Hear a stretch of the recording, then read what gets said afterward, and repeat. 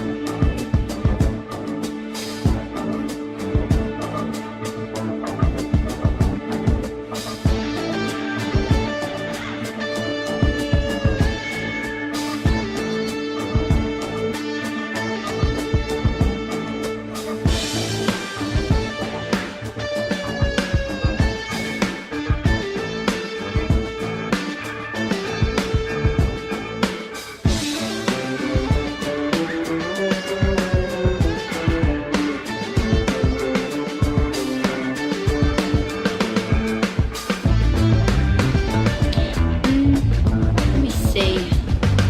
Good to hear. Let's hope your execution matches your enthusiasm. I've got a job for you if you're looking to keep busy. Here are the details.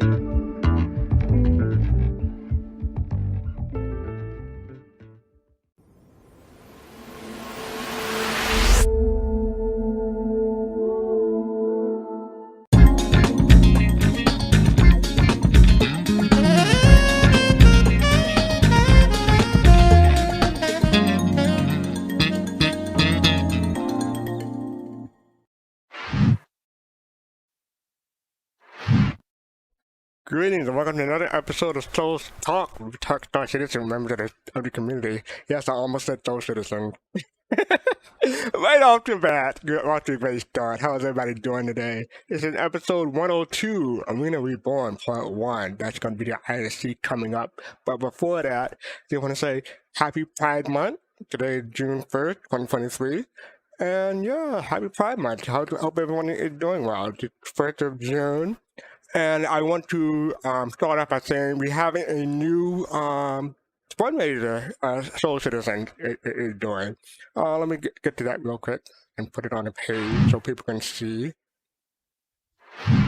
That little, well, yeah, this way. That little, I forgot what it's called now, but QR code, it will take you to our fundraiser. This is for St. Jude, and we're trying to get $5,000. So we did it a while ago.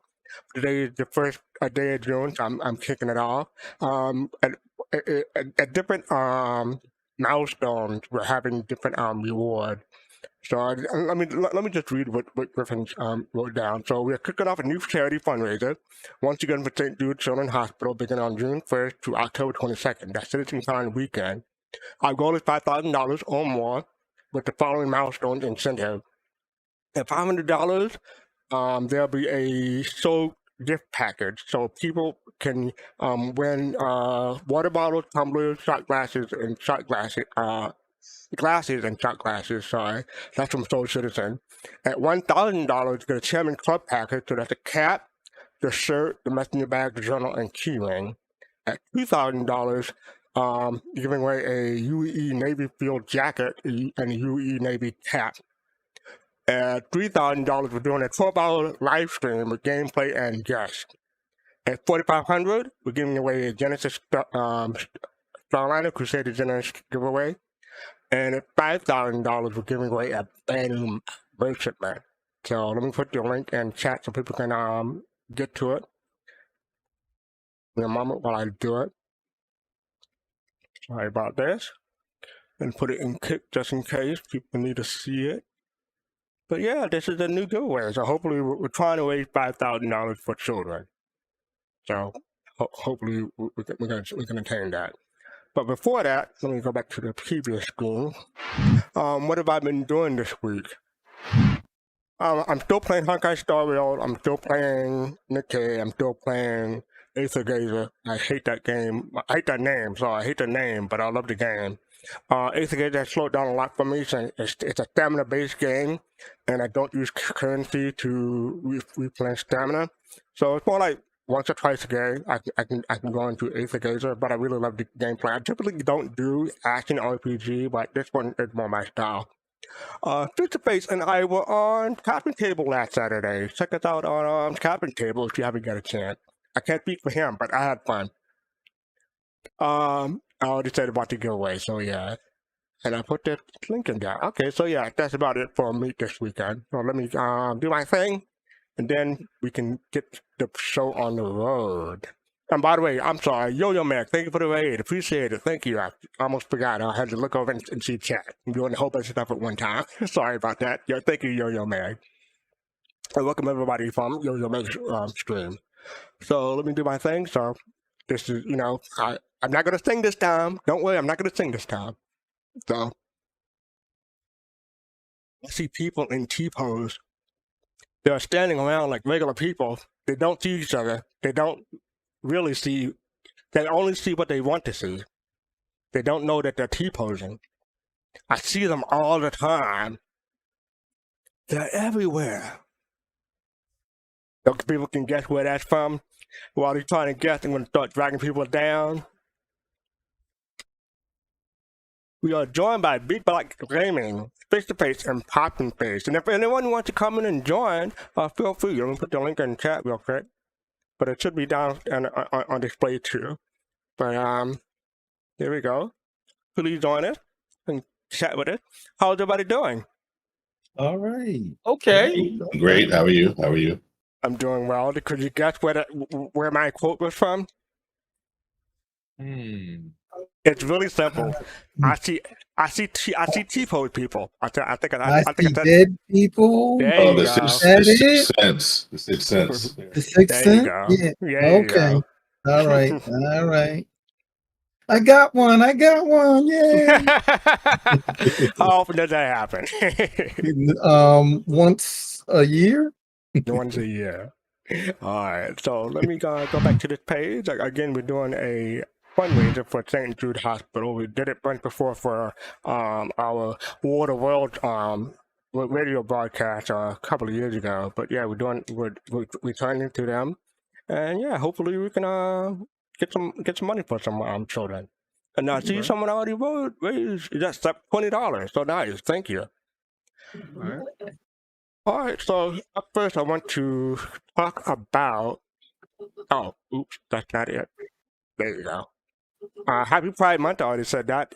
CIG already had they had just thread on Spectrum regarding Pride Month, and CIG had quite a few CIG folks have already posted to that thread. So just want to say Happy Pride Month. That's for the whole month of June.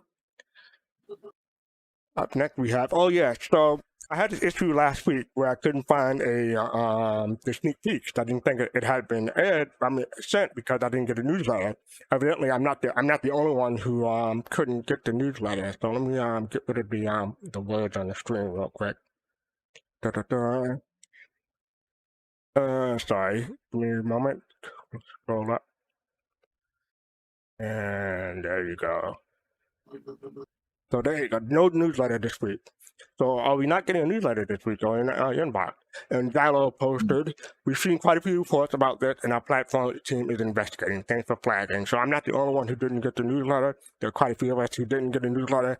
I put in a ticket for concierge regarding this, and they gave me some instructions. Like they told me to unsubscribe to everything, completely log back in, and then resubscribe to everything back again. That's what they told me to do. But since it's having been Friday, I don't know if I'm going to get if that pick department out. I'll let you know next week. But yeah, so I'm not the only one who's having issues. What was that? Yeah, I didn't get one either. I thought there wasn't one. Yeah, right. There is one. So yeah. So if you haven't seen the sneak peek, this is it. And let me go full screen so people can get a look. Oh. Oh. So precious cargo is coming. That is the sneak peek. So I would say thank you for Griffin for sending this to me. Yeah. Would that be in remember the pyro location they showed us? I wonder if that's on that place in Pyro. You know, would had the underground and had all that cargo down there. I'm not sure if it's Pyro or it's not Louisville, is it? I hope not. Yeah, it looks like that's that Underground 2.0. Yeah, that's what I'm. Wherever that is, it's I got thought that. it was Underground 2.0. I'm not sure though. Yeah, there's no real indication of where the location is. I'm blowing up certain aspects of it to see if I can tell, but no. So yeah, But then just again, cargo is coming. Could this be a preview to your Lagrange points? Maybe that's a thought. It could also be an extension of the cargo area on these stations too. Could be any number of things, right? Yeah, but it's certainly about cargo. I'm sure we get that. Yeah. So cargo refactoring coming. Maybe. I don't want to get my hopes up about that, but that's a possibility, I guess. Cargo elevators. Oh no! More ways for elevators to kill us, Captain Jones. Really? Mm-hmm. We don't need more ways for elevators to kill us. But yeah, so yeah, that is precious cargo is coming. So All right, so up next, let me make sure I got this thing. Sorry, real quick, precious cargo is coming. Yeah. All right, so up next we have this last week SCL. I took copious amounts of notes, so I could do like a whole show just about this SCL. Matter of fact, on Capping Table I kind of did. Right, Fist? Oh. Yeah, you sure enough did there, buddy. So let's ask people who did not have a chance to speak yet. Big Black Gaming, did you watch SCL last week? I did. I watched every second of it. Oh yeah, you're like me then. What stood out to you?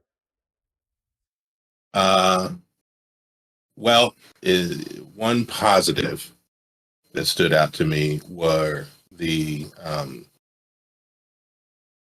ways in which the positive and the negative to me are the ways in which the team prioritizes, right? So on the one hand, you got to understand multiple levels of rationale and why they do what they do. On the other hand, I don't like how it feels like the team can be so unhoused by changes, right? I want them to be more resilient to changes, although I recognize losing key team members, and I'm talking about your ship. But that idea in general, I want them to have more resilience to wrestle with that and keep things on track. Mm-hmm. Okay. Yeah. So how about you, Pops? What are your thoughts? Oh, well, fast card. I think for the both of us, Banu sadness. Yeah. Yeah, that was a big news. Yeah, that was probably the biggest one. I mean, the Polaris is coming along. What's the other 3 ships from RSI? The 3 variants. Oh, the variants? If one is cargo, one's a bomber, and the other one the Galaxy. is The Galaxy. Yeah, the Galaxy. The 3 variants. Yeah, I don't call them variants because they're all modular. So a variant to me is like the Mustang Omega and stuff like that. The Galaxy is more modular. That's like the retaliated base and retaliated bomber, stuff like that. No, it's 3 separate ships. No, that the module goes in between them. No, put it in the Galaxy, right? No, they're 3 separate ships. There are 3 ships in my hangar. Let me maybe. You got the module. You got the module, right? No. Let me look. Let me make sure I'm talking about the right sorry. thing. Am I I could be crazy wrong. here? Big I space, could be big wrong. I could be BBG. wrong. See, Yeah, the I'm galaxy. usually Okay, I'm usually Go Map. 60% wrong. Go Map is for once agreeing with me. He said the galaxy is Okay. module. Well, I think Pops, you could buy them as Okay. three different ships, but Yeah. I think that ongoing, if you're running one galaxy, my guess is you're going to be able to kit it out three different ways. Right. You know which one I'm thinking of? The Spirit. Oh, The you said yeah. RSI. You said RSI. Okay. Yeah, that's what I said. But, Well, it is. yeah. They are. No, wait a minute now. No, Okay, Spirit is they are Crusader. RSI. the spirit is Spirit is Oh, Crusader. Crusader. Man, I am all okay. Never mind. All right. See No problem, Pop. I mean, what happened is you guessed Fast Card's first thing, and that's throwing you off for the rest of the show. Okay. no. What happened was, Hmm. I'm going to get back to SCL. Yeah. Jared said that over like almost 190 ships now, so that's a lot to keep track of. So I don't blame you for getting mixed up. Yeah. So wait a minute. It's not. It's the Galaxy, the one that. Because I thought they said it was. Oh well. Okay. I heard it all wrong and backwards and upside down. Okay. Yeah. BBG, you're right. I got the right one, and the rest of my night's gonna be really, really toe up. All right. So, face to face, how about you? What stood out to you from SCL? Well, I would have to echo what I said on on Paul's show last Saturday. My two things were, the first one, I'm gonna go with the variant of the variety we're talking about with the spikes and the melees. The You know, what? if you The run what? The what? the spikes and the melee, No, ability. the manufacturer. What'd you say? Mirai. Okay, all right. Just making sure. Mm-hmm. No, you're not gonna get that second part out of me, but not a problem. Not a problem. You tried. I get it. It was good. Go ahead. It was good. It was good on Saturday. It was good on Saturday, but I recovered. See, Mm-hmm. no problem. But anyway, moving right along. Yeah, no, I would just I like that part, that little banter they had between each other on that part. But as far as going back to what BBG talked about, when I spoke about this on Paul's show, and I understand it. I'm quite sure this is something that goes across not just within the gaming industry, but within it, or possibly within any industry. When you have to train someone, you have to slow down production. It's just a part of it. And I'm glad that they spoke about it to kind of give hopefully folks a inside understanding that, excuse me, that don't understand that that those gimmes that hopefully they may or may not listen, but who knows. But Yeah. I'm glad to see they talked about it. Yeah, I tried it before, but some people didn't understand what I was trying to say. But I'm going to try it again. If you have Mhm. 9 pregnant women, Mhm. and in this Right. analogy, the Oh women my are goodness. are analogy for developers. If you have 9 pregnant women, you don't produce a baby in 1 month, but Correct. you will get Yeah. 9 babies in 9 months. So Correct. Once they get pregnant, right? right. Mm-hmm. Yeah, see? No problem. Okay. Pregnancy. Okay. Yeah, but So we just got to get the developers pregnant with a Benny Richmond, and then we'll get 1 in 9 months. Hopefully that'll work. Yeah, Okay. I don't know all who the right. daddy. Who's the daddy? I'm not gonna go down this road, but Who's the daddy? I just That is want to the know who the smart daddy move, is. Fish. That is the smart move. Who's the Just stop. daddy? I'm not All gonna go right, down so this road.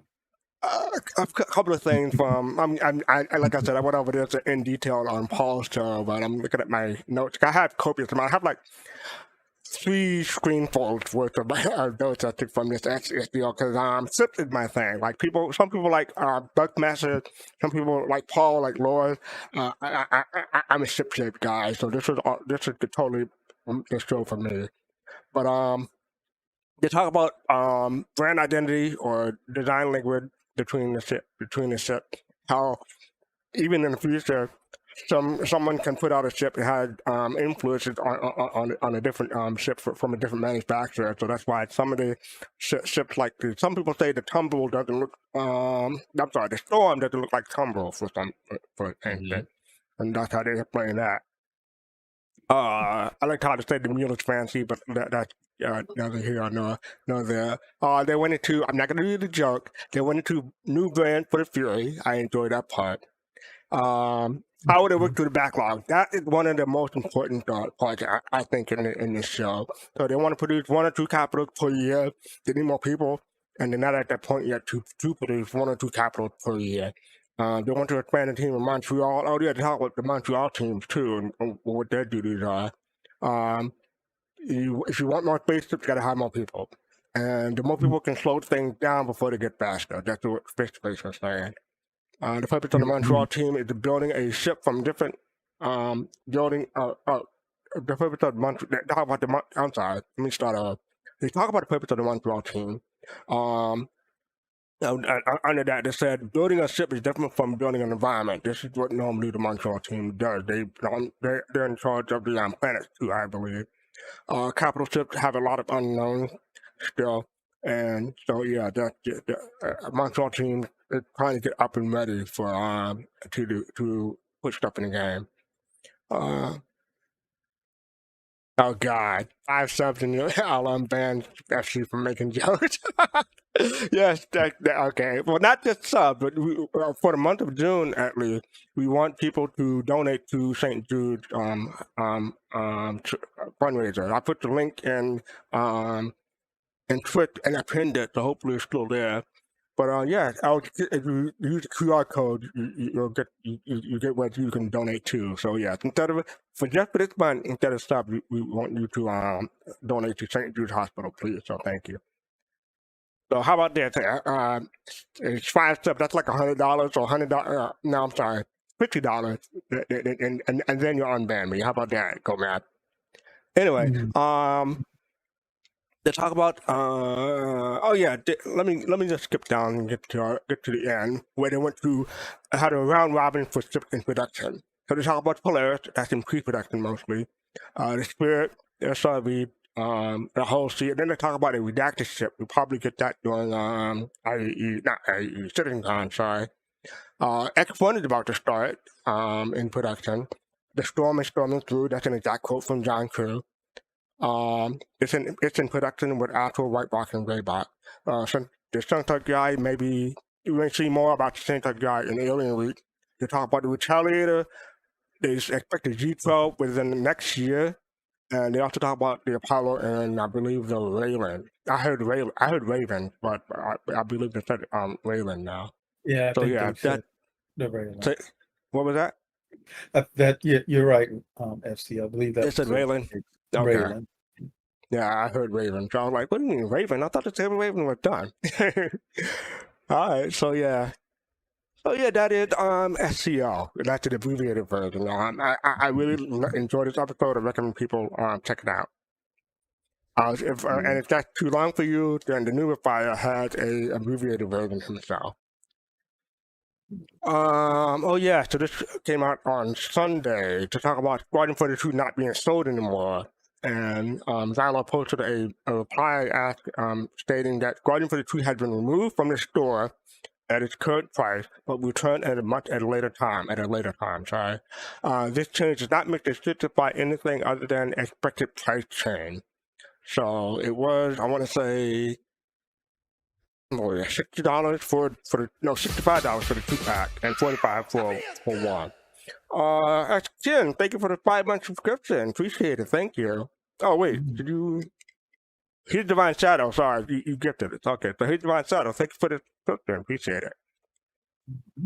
So yeah, what do people think? They say it's nothing more than just a price change. Oh wow. I'm gonna say let's be a little bit cryptic there, he's right? 100% correct on the price change part, but the speculation is real. So I don't know. I'm just thinking it has really more to a little bit more. Well, I'm not gonna say a little bit. I think it has to do a lot more with some other things. Maybe at CitizenCon, an announcement. Yeah, that's what everybody's saying. That's what everybody's hoping. Yeah, the only because it seemed like it was Xylo, right? It was Xylo's host, and it seemed like it almost seemed like he had to get approval to answer that, and you don't need an approval to just say it's a price change. It seems like he was waiting, and then they said nope, just tell him it's a price change, and that's just my speculation. So yeah, kind of took him a little long to answer that simple question. So Yes, Anyone else? yeah, I'm gonna say I'm piggyback off of that with Pops. I think it's a little bit more to that statement that's behind it. So to me, that's I don't know if there's an announcement that we may hear. Let me see. Well, Admiral's here. He knows. That's true. Yeah. What's up, What do I- Admiral? What do I know? Detective Admiral. on the scene. Hey, Admiral. Let's see. I should have an intro music when I come in. All right. Yeah. Well, I mean, my thing is, if it's just a price change, why hasn't the price just changed and they put it back on the store? It's still, Exactly. I 3 hours ago, I looked and the Squadron 42 is still not available. Excuse me. So Why if would you it's ever just a take price it off the change. store? What was that? Why would you ever take it off the store? Yeah, 'cause, I mean, they Right. changed the price before, and I mean, it was just an immediate change. They didn't need to take it down or anything. So the fact that Especially it in the middle of, it's been like a week and a half now. Yeah, and in the middle of a free fly, in the middle of Invictus, yeah. you're Invictus, you're exposing people more and more to your whole project, where you have an opportunity to sell more and more, and you take it off the store. Right. And so when he says that second sentence is the cryptic one, I think you're right that he had to go get crafted, which Sure is did. this change is not meant to signify anything other than expected price change, because this change is something other than a expected price change. We're not meant to talk about it now, is what it Right. Right. Because it seems like they're trying to put together a whole descriptive about a product we're supposed to already know about. Yeah, you don't need a big descriptive about something we already have unless you're changing it and all that. But it's more power to them. More power to them. I like it. Stir the pot. I just hope it goes back on sale soon, because I mean they are missing out on people who are interested in the game. So Well, again, think They about don't it. need Squadron 42 right now. They Is don't have to there- buy it. Is there an announcement coming? Yeah. I'm we just don't saying, know, speculation. It's speculation. There's speculation, saying. but probably. But Kusanagi, Yeah. I mean, the sooner you buy it, the cheaper you can get the game for. So there is some Right. kind. Yeah. But if they're like in the business of making money, then they would take it off the market, and then in October when they say, "Hey, it's coming out in 2024," like December, we'll just say. This is way speculation, but it could be true. yeah, I gave you a look just now. But I'm just saying, and then hey, if you want the discount price of $65, because it's going to be $80 when it comes out, because that's the way games are. I mean, games right now is $70. So I mean, $45 is really cheap if you look. I mean, it's like almost that's really cheap, and that price has been locked in there for what, a decade now. Yeah. No, they changed the price before. It used to be $45 for both of them. Then it was $60 for two of them. Then it was $65 for two of them. Like, $45 for this one. So yeah, But it's And cheap it's no matter what. it's cheap. Yeah, important, it's cheaper. But it's important, Fast Card, that you say that, because lots of folks are coming in now and seeing the 45 and thinking this is the first price elevation, when really it's the fourth. Right, it's the fourth time that they've slowly evolved the price. But I think Admiral Kusanagi is exactly right. I think it's going to be off when they say return at a later time. I think it's going to be off the store until October, until CitizenCon, where there will be some sort of announcement. The only question that remains is, will there be an interim price for those that are at CitizenCon forward until release, or will they give real value to those that got in early and name the retail price at CitizenCon and say, listen, if you hadn't been in this whole time, then you don't get that other price, So I to be frank, I would appreciate them giving real value to those of us who have been around, right? So. So what you're saying is you want like an Endeavor for being like one of the early birds? And you too. I want you to have one too. Okay. Right. And you get an Endeavor, and you get an Endeavor, and you get an Endeavor. There you go. Oh my goodness. All right, then. So yeah, that is the 2022 news that dropped on this past Sunday. I mean, matter of fact, they dropped that news on Sunday. Did anyone notice that? So that was like on a day off on a weekend. So yeah, they wanted to get that stuff out as quickly as possible. So whatever that may mean, we shall see. So didn't Xylo post something today on a couple ships that had their prices adjusted as well? that is the next news, in fact, that's on the screen right now. So we're gonna like that intro? Three of them. So the Cutlass Black and Avenger Titan price increase. That is the title of the thread. I'm going to scroll down to Xylo post and read it in full. So in the past, we said that the team regularly reviews the values of offering and make price adjustments based on their finding. In this case, the Avenger Titan, the Cutlass Black, and the Vanguard Hoplite were adjusted +5, +10, +5, respectively. We certainly prefer providing advance notice as we've done for the Anvil Hurricane, and we fully intend to continue to price this practice in the future. For the time being, we're going to revert these prices until June 27th to provide a proper grace period. So on June 27th, the Cutlass Black, the Avenger Titan, and the Vanguard Hoplite will increase in price. So I'm surprised by that. I mean, they're a great ship, but I thought that the price that they're currently being offered is pretty reasonable. What do people think? Well, 5, 10, 5. Yeah, it's a little bit more in the pot, but I don't think those. I mean, are those ships really that hot? They're not. Are they? I don't. The Titan is pretty popular because it's one of the cheap, less expensive starters, and the Cutlass Black is a good it's a good multi-crew starter ship. Yeah, I guess. I'm not sure about the right. Vanguard Hoplite though. Yeah. Because I looked at the price. The Titan is 55 currently. It's going to go up to 60. The Cutlass Black is 100 currently. It's going to go up to 110. I forgot what the Hoplite is. If anyone wants to look that up for me, please do. But that's going to increase by 5. What was it? I'm trying to find it now. Okay. Captain Jones said 235, so that's going to go up to 240, I guess. And that's US dollars, obviously. Okay. Yeah, I mean, one of the great things about the Cutlass Black is, I mean, like I said, it's a multi-crew ship, and it's one of the earliest ones that you can get. Adding $10 to that, I wonder if that will make people get the Freelancer instead of the Cutlass Black.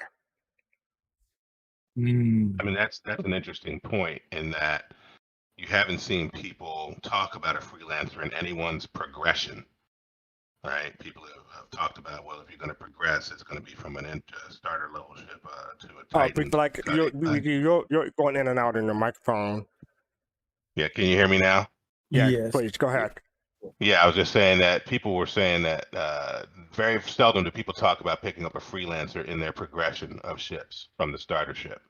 Yeah. So I think with this price point, with this price change, you make a very good point that now the Freelancer might be in that rotation. It might be something that people consider more, given the move of the Cutty Black. So that would be interesting to watch.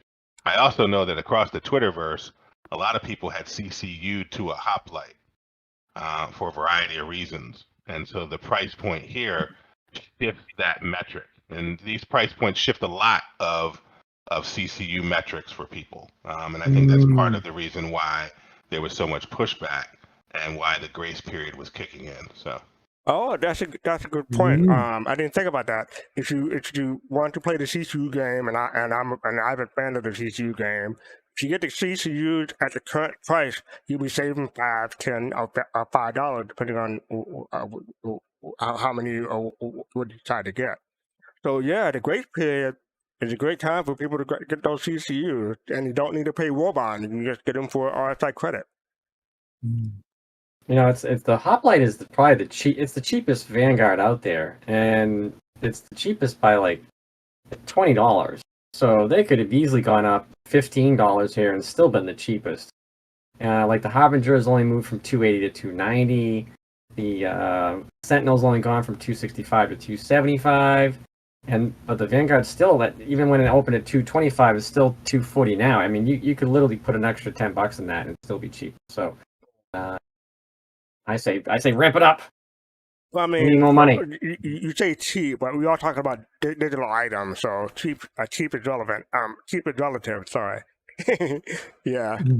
Oh, come on, Pascal. You like 2 Phoenixes and like 22 editions, don't you? I'm just saying. I'm just being devil's advocate here. But yeah, cheap is relative. No, I know what you're talking about, but I'm just saying, still pretty cheap for a Vanguard. So yeah, that is the price. That is the news. Cutlass Black, Cutlass Avenger Titan, and the Vanguard Hoplite will increase in price. I did not know the Enver Hurricane increased in price, but that's not my kind of ship, so I didn't notice that. But you have until June 27th to pick one up or get a CCU or a bunch of CCU to choose those shoes. All right. So up next we have. Oh yeah, so this is the end of Invictus week. I'm not going to go spend too much time on these, but you had the great interplanetary defense con on the 27th and 28th, and it had they showed the shirts and merchandise, and they had the Corsair and everything like that available. We also had, we're going to go through these quickly. You also had the Invictus Grand Finale. That was 2 days, but they did it for a third day. And that was surprising to me. I didn't know about that until later. But they advertised all of the different manufacturers that are available for those 3 days. And oh yeah, so the they talk about the free fly until May 30th. So yeah, the free fly is currently over. And finally, you have the Salute the Fleet page, which is basically merchandise. So yeah, Invictus is over until next year in 2954 Invictus Week. Everybody have fun doing Invictus? People pick up stuff? It was cool. It was cool.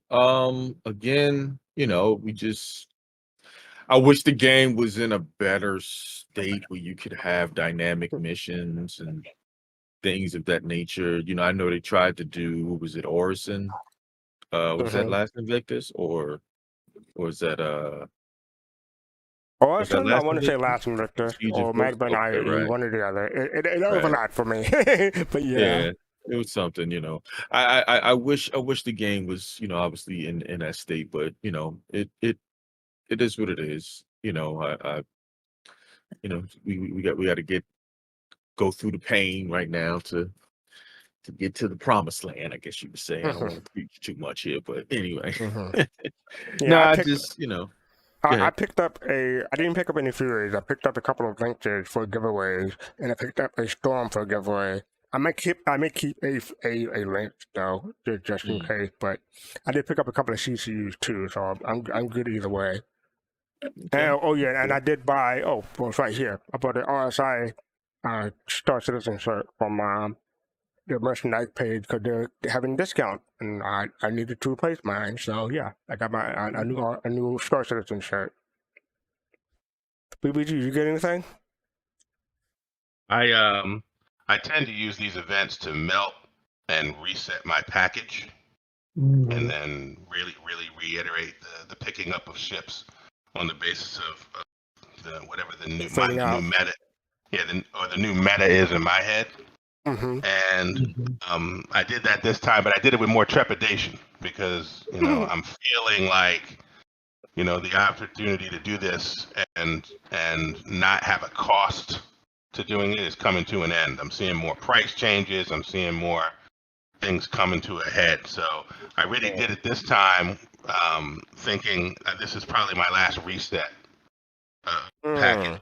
And so I went ahead and got what I think are going to be the ships that I want in our little org fleet and that I want going forward. But it didn't include any of the new ships, so I didn't Okay. get a. How Well, I have a many ships Phoenix. do you have, So, out of curiosity?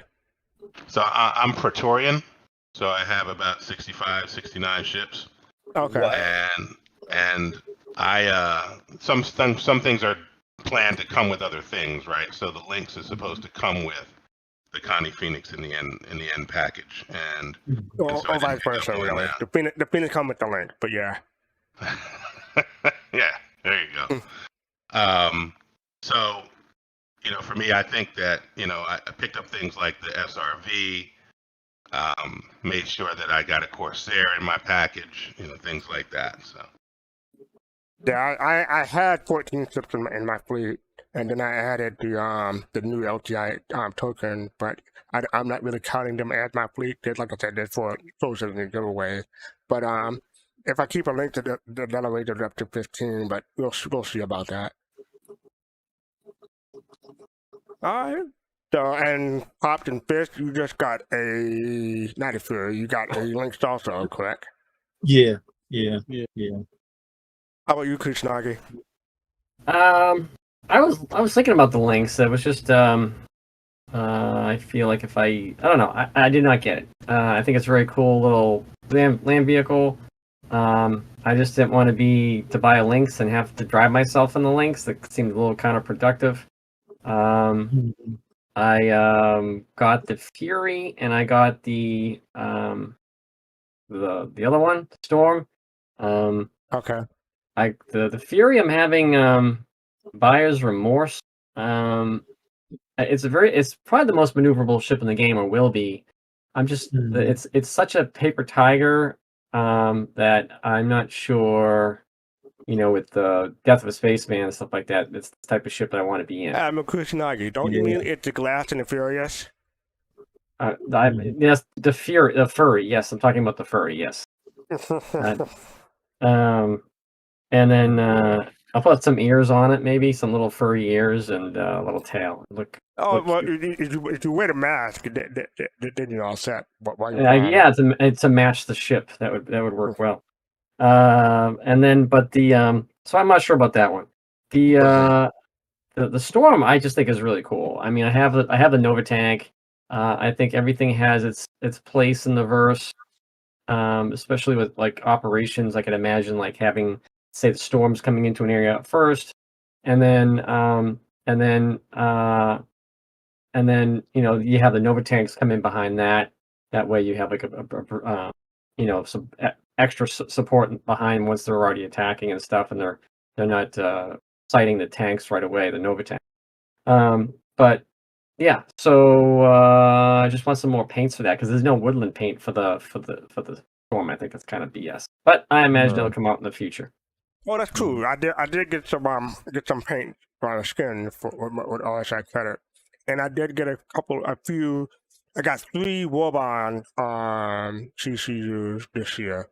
I thought the CCU game was kind of weak, but I did get the I forget what it was, but I got 3 of them. So whatever, if I decide to get a new ship, it should be able to get it cheaper, like $40 cheaper. All right. Yeah. Go ahead. No, I was just going to say it was speculation for me whether or not they'll come out with something for the to kind of compete with the Storm and Alien. An alien vehicle. Yeah, an alien vehicle. I think before we get a combat vehicle, we'll probably get more speeders. Vehicles like the Nox or something. But we'll see.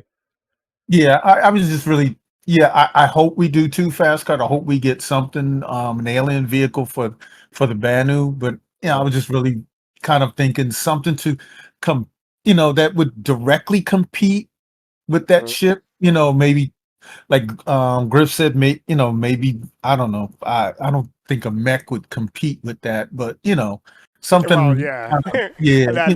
and Yeah. And Griffin on Sunday, he calmed me down about the storm because he was saying it's like getting into a mech. It's not a natural mech. So I was like, Yeah. he's right. It's not a natural mech, even though I really wanted it to be a mech. I didn't Yeah. mention mech at all. Yeah. And then, yeah, even though you kind of climb in it and you kind of get wrapped around it, but he's right. Technically, it's a tank. It's just a small one person tank. Yeah. Yeah, it's a personal tank.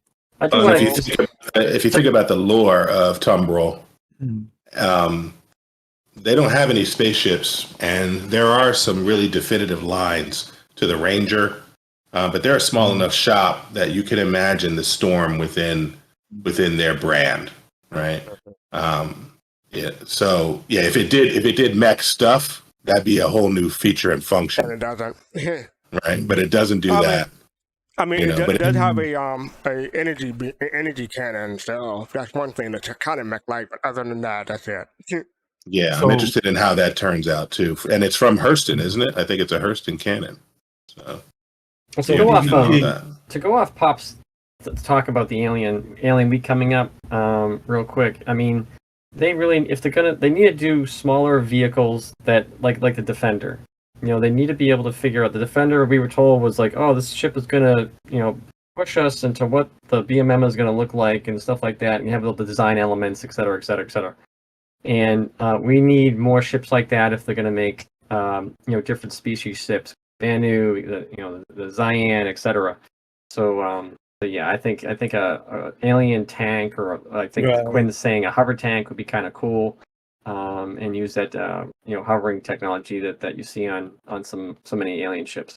That'd be a good idea. Hovering tank, Admiral. Excellent idea. All right. So up next we have Jumptown is back, and I love the subtitle New Jump City. People, I don't know, people at a certain age may not get that reference, but I like that. I like that.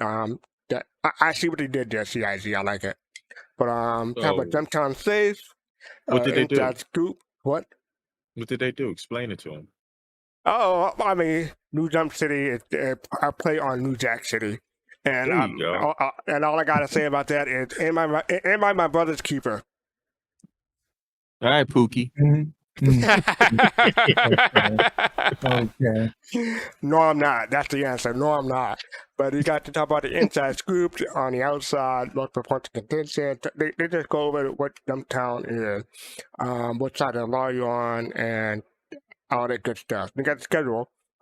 Today is June 1st, so 9 a.m. and 4 p.m. UTC, so that's already passed. And then you got continue on June 2nd, June 3rd, June 4th, and June 5th. So June 5th is the last day of the Jumptown 2.1 in this iteration. So if you want to participate, go for it. All right. So up next we have, I'll probably go through these quickly. Galactapedia Update May 2023. Basically this month they have a full-length article on Magda Hurston, the architect of the planet Hurston.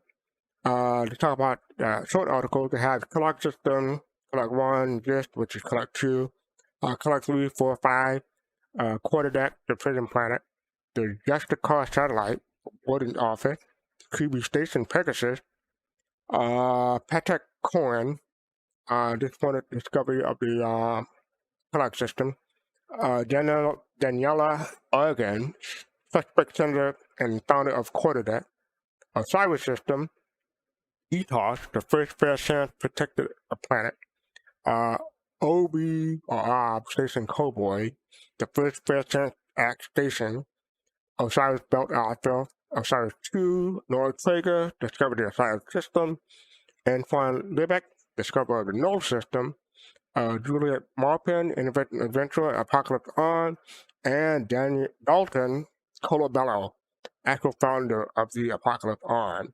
So, do you see all that? Did any of those articles tickle your fancy? You want to read anything more about any of these? Yeah, I spoke after Sherry posted this. I spoke about two things. One was Magda Hurston, the way she died. Feels like she was taken out by people who want to live a better life on Hurston. So you might want to check that article out. And two was this idea of Quarterdeck. and I'm looking forward to background NPC talk or PA talk at facilities like Klesher that say, you think you got it here, got it hard here, you're lucky you're not at quarter debt, right? That seems like a much harsher place. So those two stood out to me. Cool. Anyone else? No, okay. this one is not too interesting for me. Well, I picked one up because I thought XIS that stood out to me. So I went through the article, and I'm not gonna read the whole thing, but they have at the end it said in the early 30th century, several freshwater slugs were smuggled off the XIS and were sold to collectors under the name float pets, which led to a fad that ultimately turned the animals into an invasive species on multiple worlds throughout the UE. So, what this article tells me is that the trouble became the fuss about float pets. Who wants Oh, who wants a yeah, pet that's right. slug? Mm. I don't want a pet slug. I mean, they're a commodity. They're like, they're so adorable. But there's no picture of them, but yeah, yeah. But they're so adorable, Good about that. Mm. I will say, what BBG was just saying about quarter deck. If you read this stuff, it's like, we complain about mining rocks in our system right now in prison. They're taking care of antimatter. It's an antimatter processing plant. So yeah, it's a lot more dangerous. So it'll be interesting to see how it turns out. All right, and also, if you want to click in and join us, make sure you click on the Discord link to have a chat with us. We'd love to have you. All right, so up next we have, this is continuing on the Galactapedia Update. This is the Spectrum version, and there's no additional details about anything in the Spectrum this time. So yeah, and then we have the roadmap roundup for May 31st, 2023. So I'm just going to try to go through these keys quickly. Notable changes for May 31st, 2023, release view. The following cards were added to the 319 column on release view. Mirai Fury MX, and those cards have been added to, the following cards will be added to the 320 column on release view. So we got the Arena Commander front end update. We're getting more than that on the ISC. New racetrack, new horizon, speedway rework, new dogfighting map, Jericho Station, new elimination map, Echo. Oh, that's how you say it. Okay, Echo. New map, Security Post Korea. New dogfighting map, Winter Circle. Okay.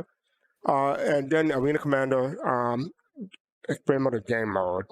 So I want to read the one about the game mode because they didn't really get into that in the ISC, so but you'll see that in a minute. But I just want to read game mode. So these limited time game modes range from simple to first on current mode to entirely new mode. This initiative would not only allow rapid iteration of game mode to be put in players' hands faster, but also allow all teams to gather vital analytical data for specific activities, equipment, vehicles, and in-development features. So, yeah. Okay. Didn't want to say much. I guess I actually will have to wait till next week for ISC to get more details about that. But yeah, anything stood out to anybody about the roadmap roundup? No, Well, I mean, besides what we'll talk yeah. about later on. Right, yeah, that's pretty Yeah. much what we're getting ready to talk Yeah. about. So All right. I'd rather save it for then. Okay. BBG, Kuznagi, you agree? I do. Yeah. Yeah. Okay. All right. So up next we have, this is the Spectrum version, and I believe that so there is an additional note for the Spectrum version this time. Real quickly, additional note for this is from Jake Acapella. There are a few issues on the progress tracker at the moment, which you'll see when you visit the page, preventing an update from there this week.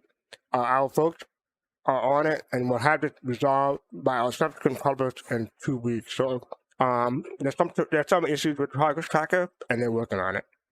That's all that is.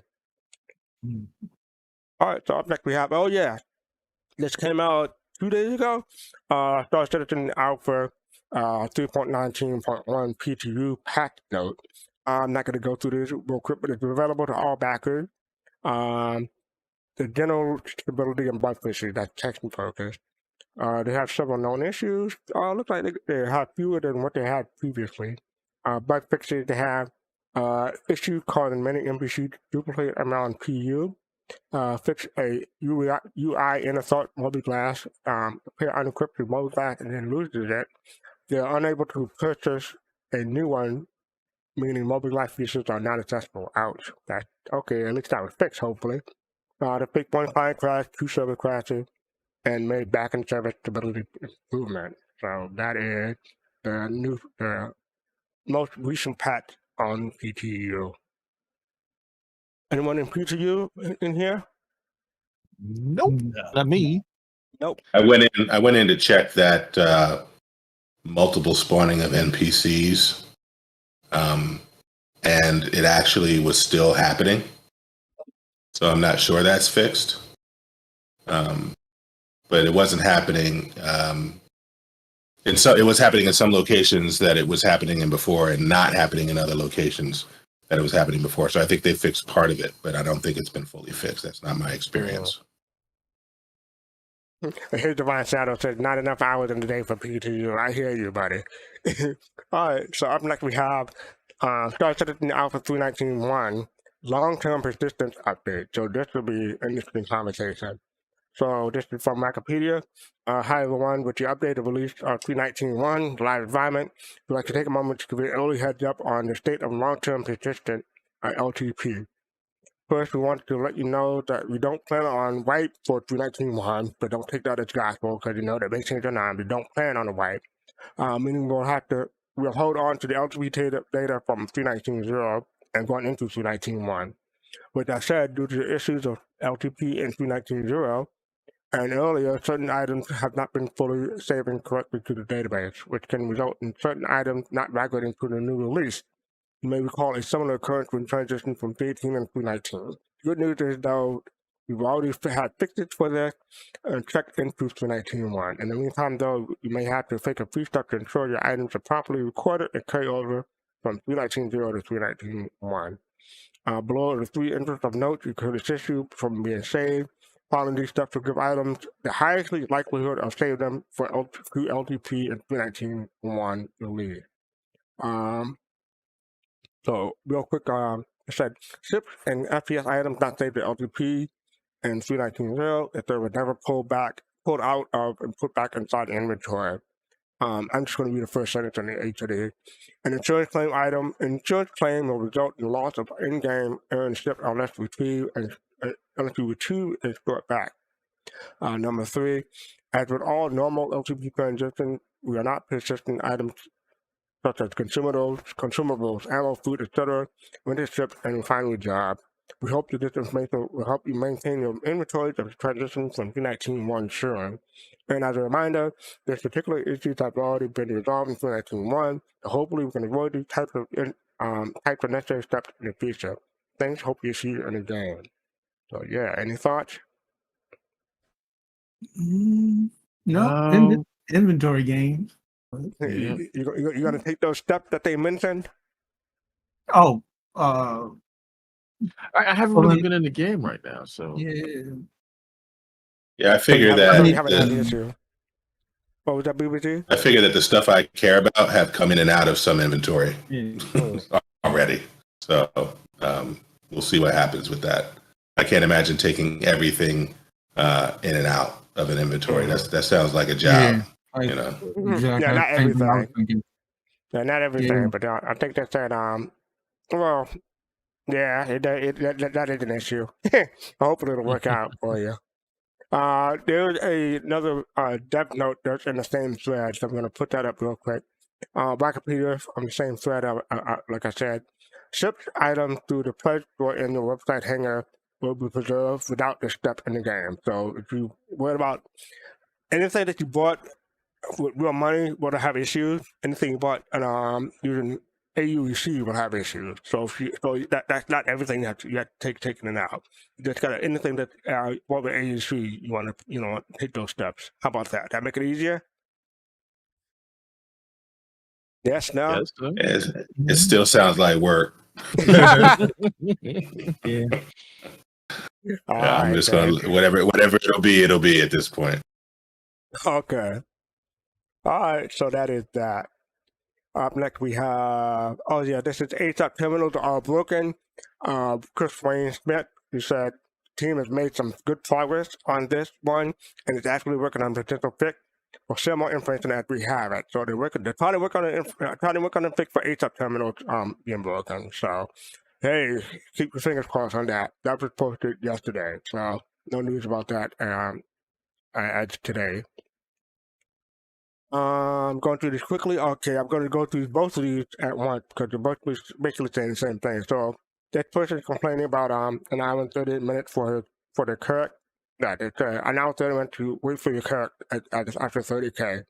Zalo said the team is now analyzing the ship according to a variety of different criteria, at which in turn dictate how long it generally takes for the systemic economy to produce a new vehicle when lost, and thus how much time and expense the insurance system should levy.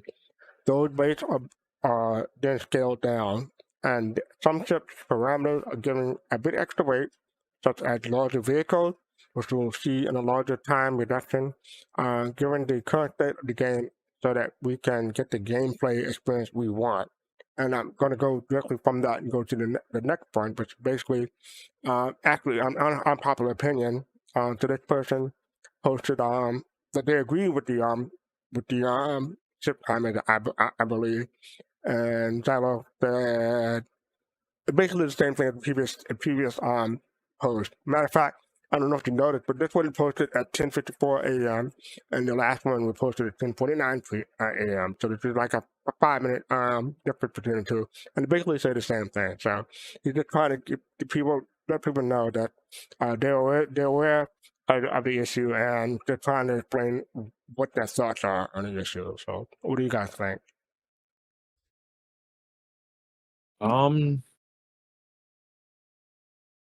Sorry. Say Say that you need again. me to read it again?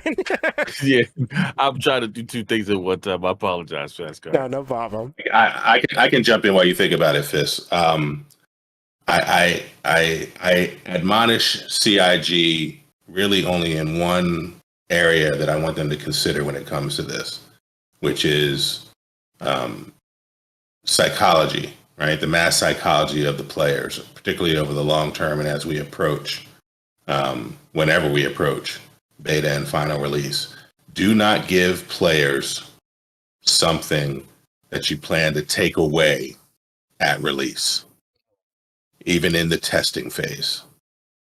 So I do not recommend that CIG do anything to, people are recommending, why don't you just make it, 0 minutes for all ships, so that we can just test the game and it's about time sink, not money sink. If they were to make a 0 reclaim time for all ships and then try to impose a claim time upon release, the player base would riot, right?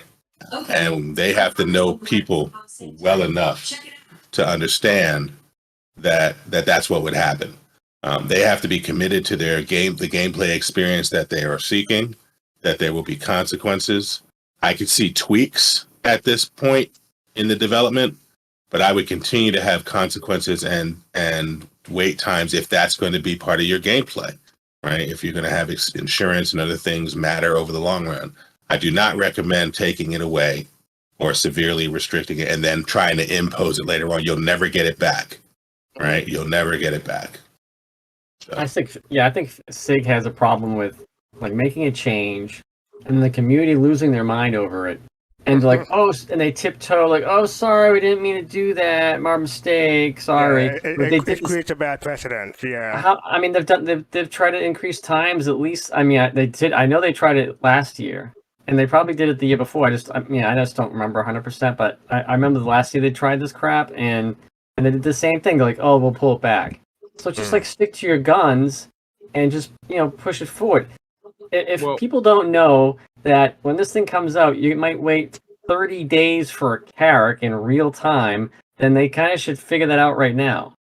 No, but Do you want like the Javelin came out, right? And everyone's like, "Oh crap, right, this ship is huge. How am I going to man this myself or with two of my friends?" Right. So they got right, rid of the Javelin, got like a I don't know an Idris or something else that made more sense. So right. people got to figure out what this game is really going to do and what type of timers they're going to do, what type of gameplay they want to do. And I mean, I have a character. I'm perfectly fine if I lose it to like have to fly, take a taxi cab and fly to like the construction yard and wait 10 days there or whatever, and I don't know, play chess on some checkerboard or whatever. I don't know. Yeah. We'll see But what they do. Mhm. but I kind of had to push back. I'm sorry about that, though, Fast God. I had to buy something. Okay. I hope you Yeah. brought something for me. Yeah. No, I had to buy something for my some things I got ordered, the video card and all this It's stuff. But okay. anyway, no, it's okay. But anyway, whatever. But kind of push back though, kind of play the other side. As far as to this topic, though, we talked about this, I believe, and touched on this on last Saturday, right?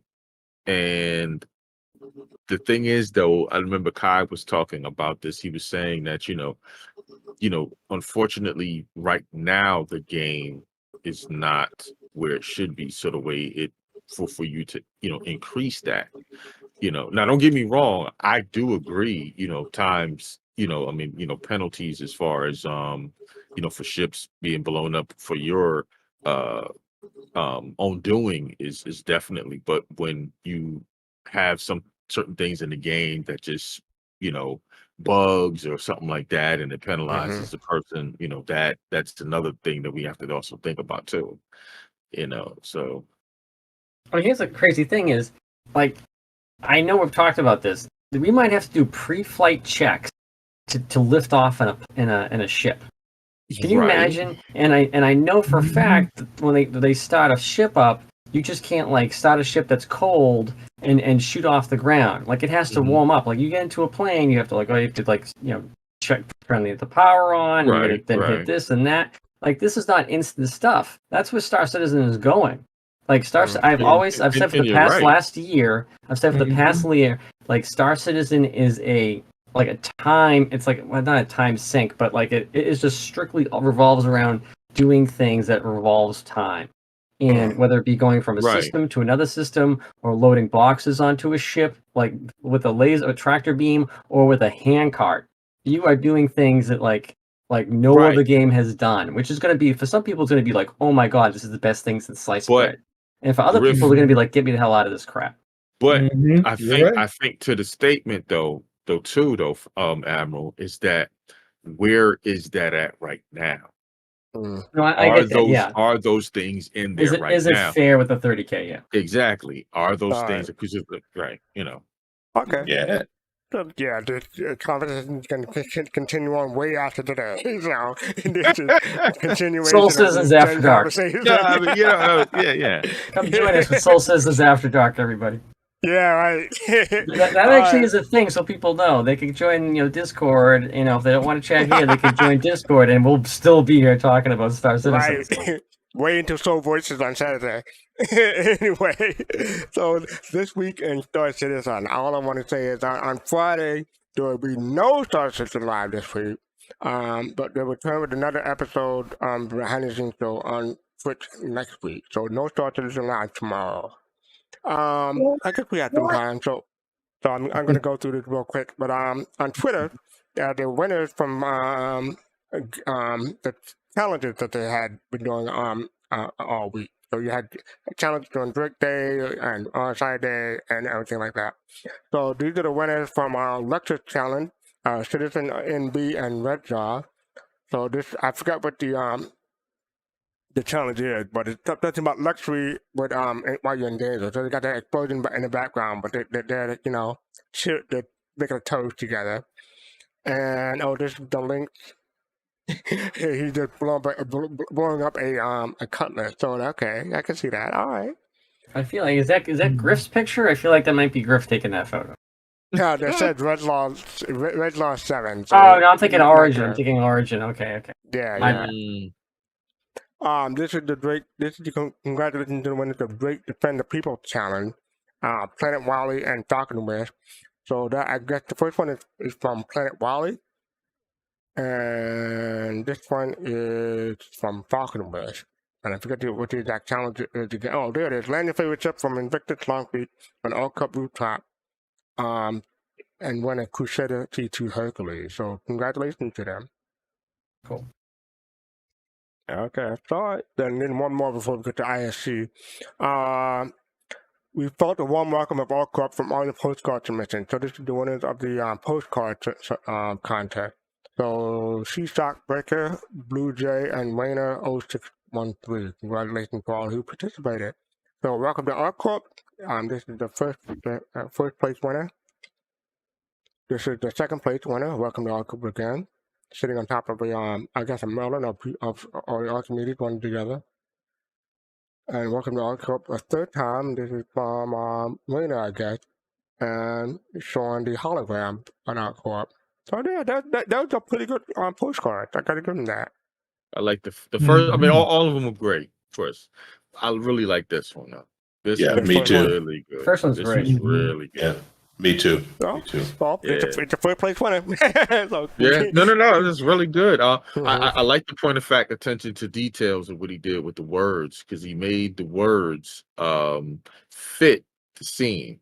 Because if you can see how the way they're faded, you know, and that the way the same way the landscape of our up down there. Yeah, so I'm glad he did that. That's really cool.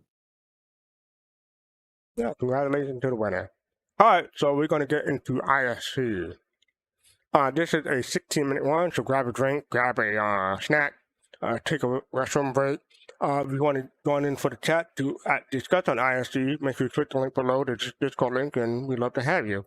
So yes, this is ISC Arena Reborn Part 1.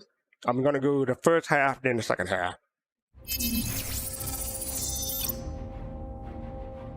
Earlier this year, we introduced you to the Arena Commander feature team, newly created with some familiar and friendly faces to take the long-ignored dogfight module and bring it up to date with today's advances in the persistent universe, as well as see if we can't restore some of that feature and technology testbed intention from its earliest incarnations. And the very first parts of those labors are currently scheduled to arrive in the upcoming Alpha 320 in the biggest update Arena Commander has seen since it was first introduced. So let's throw it now to Duncan and Sam as they represent some of the work their team's been up to in the first of two back-to-back episodes we're calling Arena Commander, Air, Space, and Racing, followed by Foot, Tonk, and Testing, Part 1, the first half. If that's not all there on the thumbnail, I got overruled. Arena Commander is this game within a game, which lets us take these super fun, awesome moments that we've all experienced in the PU and get them down into this short, fun snippet of 10, 15 minutes, hop in, hop out. I think the most fun about Arena Commander is that you get to just jump in and play the game that you want to play. You don't have to spend time collecting all the stuff that you need to go out. You just pick a thing and you start playing it. It lets people get down and dirty without the repercussions that you experience in the PU. Is it possible for Arena Commander to help the development of Star Citizen? Yes, it can be used for testing things that aren't quite in the PU yet, but will be soon. And it can be used for testing things that are already in the PU. As we get closer and closer to Death of a Spaceman, it becomes a vital part of everyone's time in Star Citizen. Be it you just want to practice your flight controls, you want to practice racing, you want to get better at dogfighting or FPS combat, you should be looking at Arena Commander to practice these things so that you don't lose everything when you do it in the PU. Last time on ISC, we talked about all the things that we wanted to do and we were currently working on. The whole laying the foundations idea that we just needed to hunker down and get these refactors done so that we can start working on some amazing content which we have lined up. Now I'm glad to be in ISC again to talk about that content which we have been working on since. Before we get started, I want to shout out the team. I've got a list here so I don't forget anyone. We've got Adam, Adrian, Bryn, Corwin, Kirk, Mark, Ricky, Samuel, Sean, hi Sean, and Simon, all working extremely hard, and everyone else and all the other teams that have been extremely helpful in helping us get to where we are today. So let's take you through the flow from the beginning to the end. So the front end, which I'm sure you're all familiar with, multiple screens, an absolute pain to get through. We want to clean up that experience, get rid of all this flash clunkiness and unnecessary wait times between screens. With the new front end, we've consolidated everything essentially into one place for everything that you want to do. The first thing you'll see is Star Marine and Arena Commander have merged together in a single nice clean interface. You can play any FPS game mode, any dogfighting game mode, whatever you want, essentially. It's all in that one place. So we've taken a more diegetic approach. We've got a better 3D representation of pretty much everything. We've got a 3D representation of the ship or loadout that you've got selected, and more layers upon this, what was originally a 2D UI, very flat. We want to bring it in line with the diegetic approach that we have across all of Star Citizen and unify it. So patch notes are now included in the game, so you have quick and easy access to see everything that's changed about Arena Commander in detail since the last patch. We're also excited to say that we're working on widescreen support. It's still a work in progress, and we're hoping to get it in for this release, but I wanted to let everyone know that we're working on that. To the right is social menus, it's friends list, notifications, and party, and that takes us into the new lobby system, which we've completely refactored. This new lobby system utilizes the friends and party system, which you all know from Star Citizen in the PU, and works in tandem with it rather than separately. You'll be able to invite people straight from your friends list or your party into your Arena Commander lobby or squad. This new lobby system is faster, more reliable, and hopefully be a much better experience than what you're used to. And it lets you play with the people you want to play with, get into groups faster and easier than ever before. So once you click launch, you'll go straight into the game, and the first thing you're going to notice is the new spawn screen, which is on almost every mode. The new spawn screens are our way of essentially making sure that once you're in game, you can do things that you couldn't do before in Arena Commander. You'll be able to change your ship, you'll be able to change your loadout in game. All of these things are going to be things that you can do with the new spawn screen. It's the way that you can see the battlefield from above without having to actually get into the game. It's essentially our way of making sure that the player knows everything they need to know before they start shooting. So what's great about this new spawn screen, among many things, it finally lets us bring multi-crew to Arena Commander. You'll be able to party up with friends and join their ships in free flight, both swarm modes and squadron battles. You can just click on their ship and just jump straight into it. No longer do you have to awkwardly park next to each other and then get into the other player's ship. You can just spawn directly into the turret of that person's vehicle. So for now, for these combat modes, you'll be locked into your seat, but I'm personally super excited for eventually having engineering gameplay also in Arena Commander and laying the foundations with this spawn screen. It leads into that. And this is just the first step. We're excited to eventually work on engineering and combined arms gameplay for these modes as well. So let's start looking at maps, new and old, starting with the New Horizon Speedway. So the whole New Horizon Speedway has been moved to Green, the third planet of the Ellis system. For New Horizon Speedway, we now have our own entire planet just for Arena Commander. It has its own atmospherics. It's a fully fledged planet, essentially, which we've worked with the planet team on. We have our own biomes, it even has beaches, although you may not win the race if you do try and see them. And this represents the first time that we have real atmospheric racing in Arena Commander, but be careful, we're still experimenting with wind and weather, but it's too early to say exactly where it's going to land. So the New Horizon Speedway now has 4 tracks, starting with Rickard Memorial Raceway. It's the least unchanged of the bunch. It played pretty well, we thought. We added more checkpoints, and that's just about it for Rickard. Moving on to Old Vanderval, it's the easiest, shortest of all the tracks. We've cleaned up some of the cheeky little shortcuts that you guys found, and that big dive in the middle of the map where you go right down in between all these buildings, we've expanded that across, and you now curve all the way around a giant pillar in this large curved dive now, which we feel is a really good place for that map. It's still the shortest of all the tracks, but it will seem longer due to atmospheric flight. Next is Defford Link. It's the longest and hardest of all the tracks, and it's a complete rework from the ground up. It's kind of designed as a sort of endurance test where you are flying between, obviously, all of the buildings in New Horizon Speedway, but it's not really about those tight corners or heavy, sharp turns. It's about making sure that you don't crash. It's about making sure that you can keep that good race line through the entire map, essentially. Defford is our most difficult map and has been from the beginning and still is now. It's really a dance with atmosphere with this map. You are going around, zigzagging around buildings, down, corkscrewing around barrel flipping, barrel rolling. My favorite part is the vertical corkscrew and the dive down right at the end before that home stretch back to the finish line. So Halloran Circuit is the 4th edition to the New Horizons Speedway collection.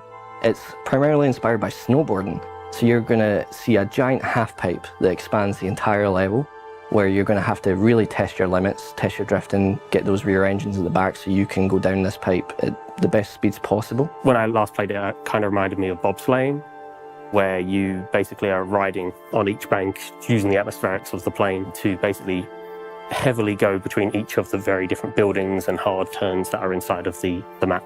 And we all just think it's really fun. Alongside this, we also have a few PU race maps that are also coming into Arena Commander. We've got the Snake Pit, Miner's Lament, Yadar Valley, and Icebreaker. And this is your chance to go in and practice those races risk-free.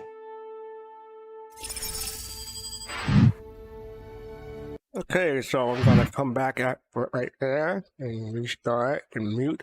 So we're back. So what do people think about the first half of ISC? Let's go in order. Admiral Kusanagi, what are your thoughts? I mean, it's nice that they bring back racing. I guess I remember trying to do that a long time ago. I mean, it was kind of cool back then, and it's if they've been able to put a lot of maps, it's really cool. I mean, I would like to know how many devs they had working on this stuff, and I'm kind of interested in that whole planet that they created. Well, you just saw them. You just had those two guys. Those two guys are working on the whole thing. That's it. Okay. No, but at the beginning of the episode, I think Duncan read it off a whole bunch of people. So there's like I want to say seven or eight people that he talked about. So yeah. But they did say that was on like they created a whole world that's supposed to be in a system somewhere. Like they kind of created a world that's supposed to be in the PU in the future. It was kind of like bringing was it Daymar? They kind of created like a Daymar for us to play on, so to speak, right? Is that what in here? So yeah, I kind of want to know. It's interesting that they're working on planets that are potentially far away from, certainly Pyro, and but yeah, it's interesting, and I know they talk about some tank gameplay in the future, but I imagine it's going to be there as well. So pretty cool. Yeah, I'm looking forward to checking out New Horizon and Arena Commander because I mean, yeah, I think that'd be cool. BBG, what are your thoughts? I love it.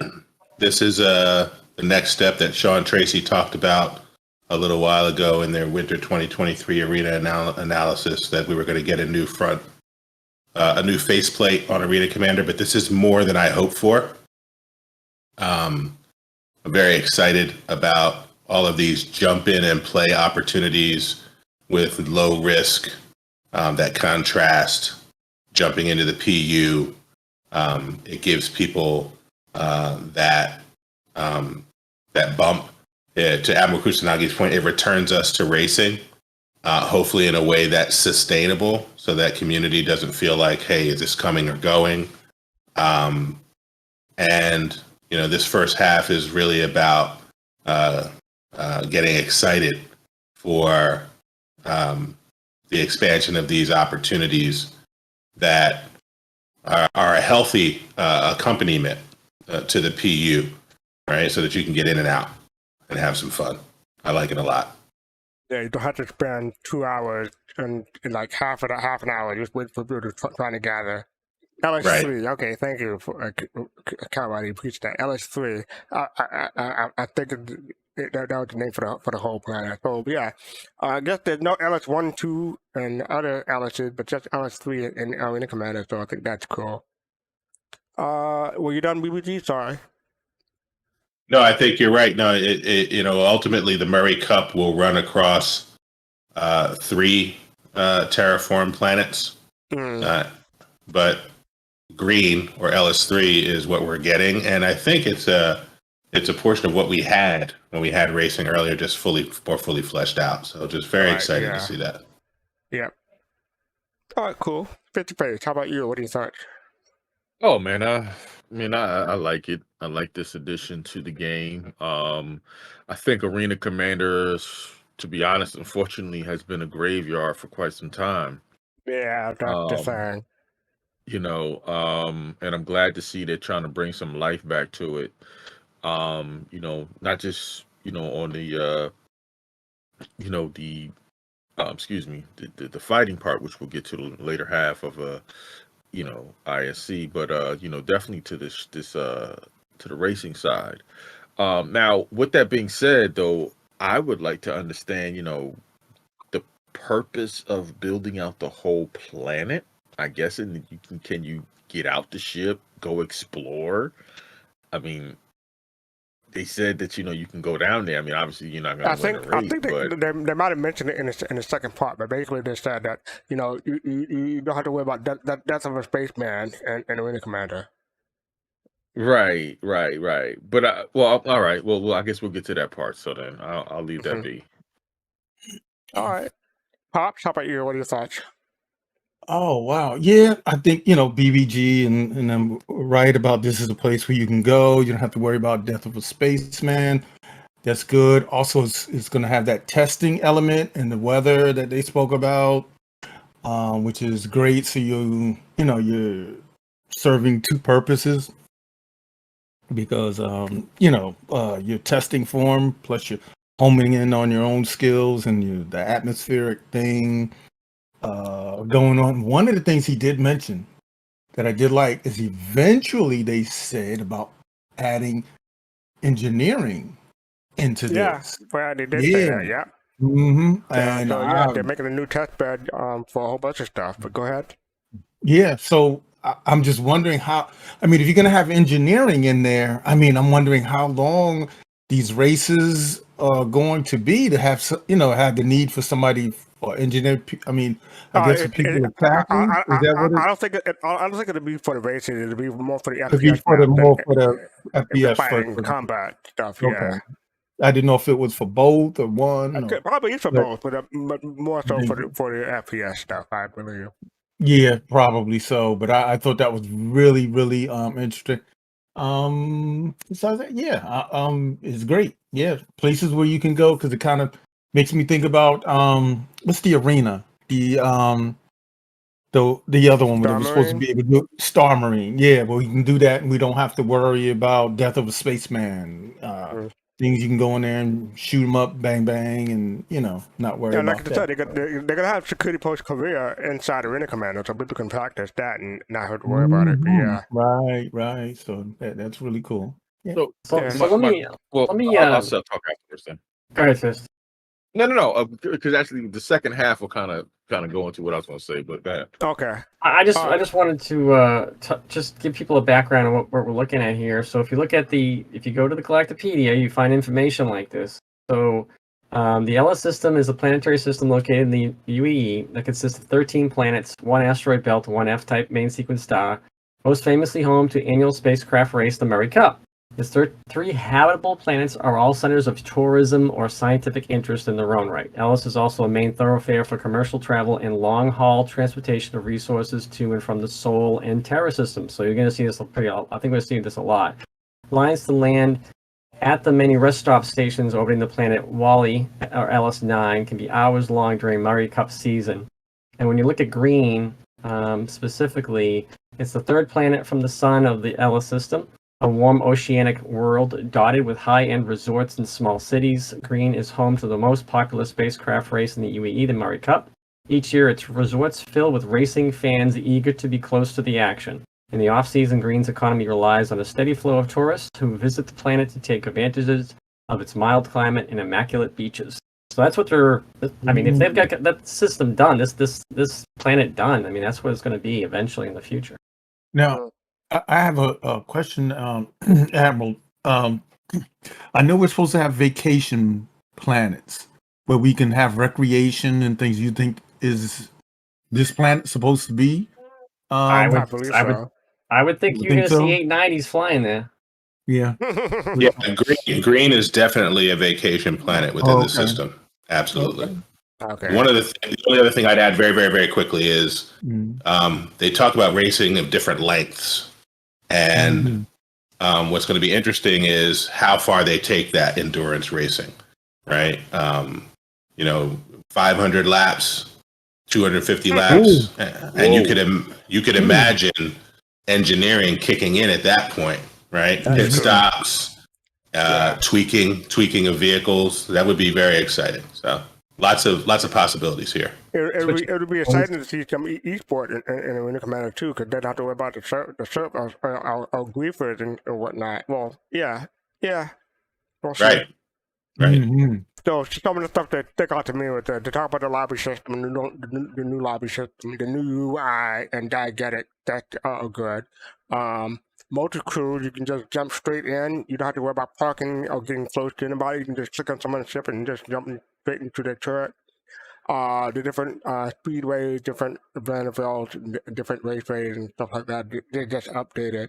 The Hanuman circuit, I want to see what that looked like. And so, yeah, we shall see. All right, so up next we have the second half of ISC. So let me just queue up to get to the right place. Oh, we already passed it, but that's okay. Oh, wow, I actually clicked on it and went right to it. All right, so here we go. In addition to the race maps, we also have several dogfighting maps coming to Arena Commander. Starting with Jericho Station and Security Post Korea. Jericho Station is the most lightweight of all of these. It's the first PU location that we actually took into Arena Commander, and that is because it is lightweight. There's no planetary bodies around, so it was the easiest for us to get started with. It's just a beautiful location. You see some nebulas off in the background, and I don't know about you, but I've been there a lot with Xenofret, so it's a familiar battleground for me. Essentially allows you to playtest fighting other people and AI around that station in Arena Commander, like you were just in the PU doing it instead. It's once again another way of having that risk-free practice, as well as providing the players finally a much more open and less cluttered dogfighting map in Arena Commander. It also let us address some of the feedback that we got from the community and developers alike, that we needed an arena which was clear of debris and just very lightweight, high performance for people to dogfight and blow up. With the inclusion of Security Post Korea, it means we also have a map now which has turrets. We can essentially use those turrets to add more to the gameplay whilst you're fighting amongst yourselves and against other AI. It gives us the ability to add new modes which use those turrets more effectively. So you're not just fighting against players, you're fighting against the map itself. So you're probably asking yourself, why these two locations out of everything in the verse? It's because we had to start somewhere, and Jericho Station, it's the simplest of all the locations in the PU. There's no planetary bodies. It had nebulas that we had to bring in, but otherwise pretty simple.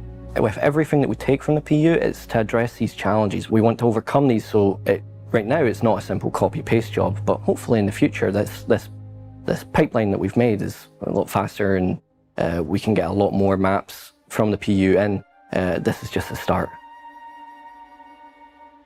And the last dogfighting map, which I'm super excited to talk about, is we finally have a dogfighting map in Atmosphere. New Horizon Arena is based on the very map that we've put all of those race ships into, but instead of just speeding around it trying to get the best time, instead you're going to be fighting amongst yourselves in Atmosphere, finally. I know you've been asking for this for so long. Fighting in Atmosphere, as you know, brings unique challenges. It's a lot higher skill ceiling, and it's where most of the fights happen in the PU, so bringing atmospheric dogfighting into Arena Commander was an important step for us. As far as game modes that can be played here, it's all of them, and we're excited to see how players handle it. You'll be able to do every single dogfighting mode available. You can play Pirate Swarm, Vandal Swarm, Squadron Battle, Duel, and Battle Royale. So talking about Pirate Swarm, we've also got an update coming for that. This update includes a new final boss wave. You're now going to be experiencing a capital battle between pirates and UEE, and you're stuck in the middle. So as you get to that 10th wave, the pirate fleet warp in. It consists of 2 hammerheads, 4 cutlass blacks, 6 gladiuses, and a pirate Idris. And your objective here is to simply survive. So as those pirates come in, the UEE also send in 2 F8 Lightnings to come and help you. Those F8s inform you that a UE fleet is on their way to help you, but you have to survive those 2 minutes for them to reach you in time. Once the timer ends, a UE fleet consisting of 8 additional F8 Lightnings, 6 Gladiuses, and 2 Javelins come out of warp and start pummeling in to that pirate fleet and helping you towards victory. This update comes with a new Spectrum badge, so you've got a couple more weeks to get the old one before that gets switched out. Those rewards are only obtainable in multiplayer, so make sure you hop into multiplayer before the update so you can get that Pirate Aggressor badge. With the new version, we're introducing a new badge that you'll be able to get starting from the release. So there's also duel mode. It's a 1v1 dogfighting mode. Previously, would kill your enemy and just continue on. Now we've added rounds. So after you get that kill, you're going to respawn, fully equipped, rearmed, ready for the next fight. And don't worry, I've got you. We're working on leaderboards. It'll take a little bit extra time, but we'll get there. And the last of our mode updates is something called experimental modes, but we're going to touch on that a bit more next week.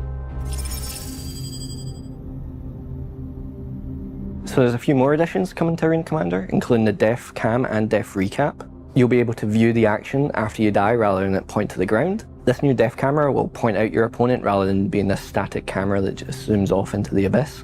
It recaps everything that you did in that life, so damage you dealt to enemies, damage you received, and how you died.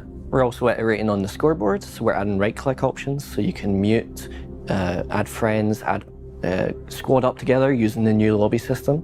We also fixed that really annoying issue where, your teammates appear in the other team in the scoreboard even though they're not in the actual game, as well as, all the other things that came along with, the round system and stuff that wasn't really cooperating with it. So those are all fixed up now, thankfully.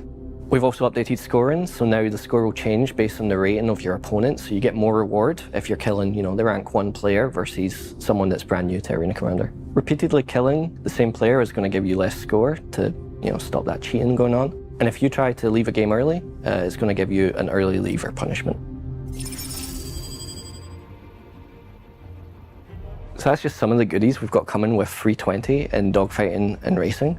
I'm excited to be returning next week to talk to you about FPS combat and some of the additions we're adding to those modes, as well as experimental modes. Bye. Woo! I'll do the woo again. See you next week. So, what did we learn this week? Well, we learned that true atmospheric flight is coming to Arena Commander for both racing and fighting modes. That locations from the persistent universe are being brought into the simulation to let you test your mettle easier than ever before. That this becomes more and more important and valuable as the PU continues to move closer to the death of a spaceman in the future. And that all of this would already be the biggest update Arena Commander has ever seen, but there's even more stuff coming next week as we look at Star Marine editions, including Tonk Royale and the implementation of experimental modes that aim to return Arena Commander to the feature and technology testbed it was once intended to be.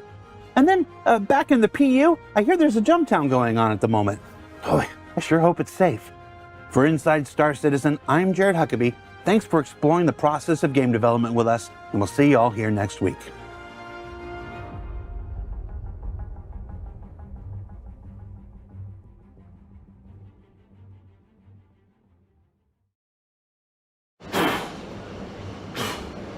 Should we have moved the plant? That's done. It's time to clone some noobs.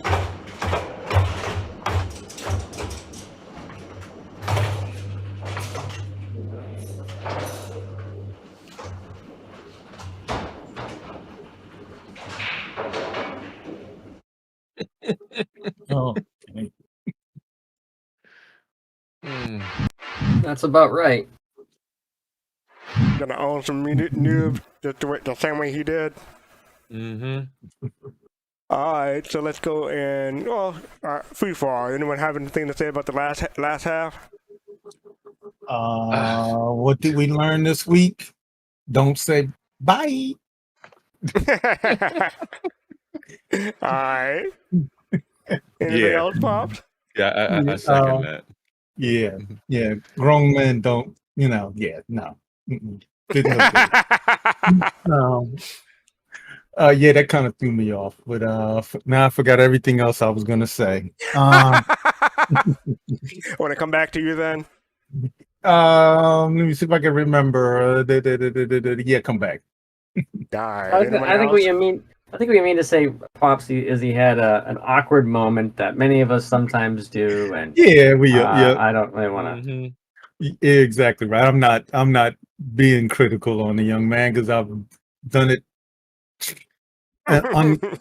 uncountable times. I did it on the show. I was naming one ship for another ship, and thought they so hey, that's life. I'm sure I just gotta say, I think Duncan Bunton, I think that's how you pronounce his name, Duncan, though, he did a great job. He talked for like most of the episode, basically. Mm-hmm. I mean, the other guy came on here and there, but yeah, Duncan, he he spoke the most. So yeah, good job, Duncan. Yeah. And Yeah, great job. Great job. These guys don't do this for a living. So great job. Yeah.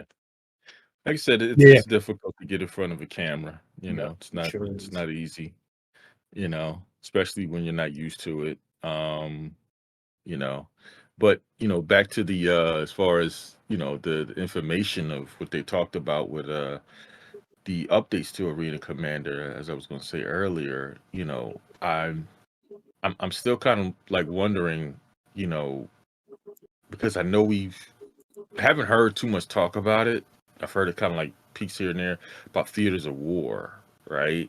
Right. And is that still a thing now? No, it doesn't have to be a thing now. Well, I'll put it this way. I think we may hear more about it next week. They're going to cover more FPS stuff. Mhm. Like experimental mode. Maybe experimental mode is that new version of theater. I don't know. I'm just saying maybe. Right. Yeah, I have a question. Mhm. The statement that they made that you will be able to play every mode in atmosphere Right. was followed up by including the swarm modes, was followed up by an example of a tweak to the end of swarm mode where capital ships would be called in. Does that mean we're going to be seeing capital ships in atmosphere? Maybe. Yeah, you'll have to see. Maybe. I'm very interested in that. Mm-hmm. I would have preferred if they actually in that battle with the Idris and the two jabs, it was like the other way around. I kind of would like to kind of be the underdog instead of being like all I gotta do is wait 3 minutes and I can take out the Idris. No, and, you are the underdog. You got to survive those 3 minutes. 2 minutes. I got plenty of staff and flares on me. I should be okay, but it depends on what ship you're on. Depends on what ship you're on or what ship you're buying. I'm in the Fury, and nobody can touch the Fury. All right. Unless they hit the tail that's wagging in the back. Right. I'm giving you the look, Admiral, just now. But Admiral, my thing is run and hide behind the asteroids, bob and weave for 8 minutes? Well, is that what no, said? one of the things they said, Bob, they said that they're getting rid of the debris, the clutter and stuff. Mm-hmm. What? No cover? No place to hide? What? I don't know about but they said that it's going to be clear of debris. That's cheating. No, you have to rely more on your skills than Yeah, I'm not surviving. I am not surviving. Yeah, one of the things for me is that I still have to get my pirate form badge. So I'm gonna rope some of y'all in to help me get that before the update comes on. Now, I have a question for everybody with these big battles like this. Do you think this is kind of a prelude to Squadron 42? What's going to happen in there? Prelude to Squadron 42? With battles like that we have to go in and go through and I mean, certainly it's going to develop those skills. Right. I agree. Yeah, it's testing the mechanics that are going to be used for it. I think the one thing I've always been like, oh, why are they doing Arena Commander now, and let it die or whatever. But one thing this does is that it takes out all that old code that I've been complaining about for a long time, and says, here's a fresh map. Everything is brand new in it. It's all newer code, and here's all the stuff that all the mechanics that we think are like done, and see how this thing works out, because I think eventually the PU is, it's not going to have any of this old legacy junk. So if you really want to see where the stuff is and it's headed, it's going to be in here. So I think that's really kind of good for them to showcase the backers, be like, this is what you guys are going to get in the future. This type of gameplay, this type of FPS, and without the bugs. and that's whatever. And it'd be kind of cool in the atmosphere to actually hear some different type of like audio, explosions and missiles and stuff. And like, if an Idris has that cannon go off, what does that sound like? I mean, I have no idea because it would have to have some type of shockwave. So it'd be kind of cool. You know what? Real quick, write down your thoughts so you don't forget, Pod. But I've been remiss, and I haven't been talking about our fundraiser for St. Jude Children's Hospital. So let me do that real quick before we continue on with the. But we're currently at $70. So thank you all for who donating. We're doing a fundraiser for St. Jude Children's Hospital again, and with each tier or a tier, we're going to give away a certain prizes, like for kind of scroll up to get it. $500, you get a soul gift package. $1,000, you get a chairman's club package. A giveaway, sorry. $2,000, you get a UE field jacket and a UE Navy cap. At $3,000, we're going to do a 12-hour stream with gameplay and guests. At $4,500, giving away a Crusader Genesis Starliner. And at $5,000, we're giving away a Benny Merchantman. So please donate, support the St. Jude Children's Hospital, and I look forward to seeing more donors. So, and your name, BBG, and Blue Pixel, thank you for your donation so far. So thank you for that. All right, going back to ISC. So go ahead, Pop. So you were saying? Yeah, no, it just made me think about. I know we have the new player experience where you can go in, you have that separate thing, and you kind of go through. I thought this would be maybe not as obviously not as intense as javelins and all of that coming through, but I thought it would be a good part 2 if you chose to go down that route, to learn to battle and things like that for new players. Okay. So what do people think of Jared's little thing at the end? I was going to say, it also looks like the new offices are going to have little alcoves where you can just sit down and play the game in its current state. That's a nice big screen. That's beautiful. So I like the idea that. The thing that gets me is that me or did some pit look wobbly? Wait, what? Who looks wobbly? Some pit. He was moving and it wobbled. Yeah. When he moved. Well, I mean, he is jerking it though. You gotta. I mean, he is kind of tugging on it a little hard. I mean, he's in a chair with wheels on it, so yeah, it's not. Is he or I don't? Is Yeah, he on the chair, really? I don't. Well, how else? I don't. I think he's Well, I think right up. it's. Well, it might be just a bucket seat, but it is bolted. Probably. But he was definitely to Fist's point. He's not trying to be smooth in there. He's not trying to. Yeah, he's jerking it. Yeah. Well, let me not say that word. Recant that because we got some folks in here that not folks. One person. I'm gonna point them out. I'm not gonna say that. Yeah, I'm gonna point them out because we got to keep. We got to really watch our words. Let's move on. One thing he did mention at the end was the Tonk Royale they're going to discuss next week. So everybody who got a new Storm or a Nova and other stuff, they will have that day. And that would lead me to believe that maybe the Theaters of War will be incorporated somehow into the experimental mode. Mm-hmm. Yeah, I think experimental mode, there was some language that you showed earlier, Fast Cart, from a page that was talking about what it's going to be. And we don't have a roadmap, so let me get that up real quick. Go ahead. Yeah, but we'll hear more about it next week. But I think that, CIG is demonstrating their relative mastery of how the player base functions across these modes, right? Like Arena Commander, this new refresh will bring in a bunch of players. And then you'll have a sort of settling down to the players that really like it, right?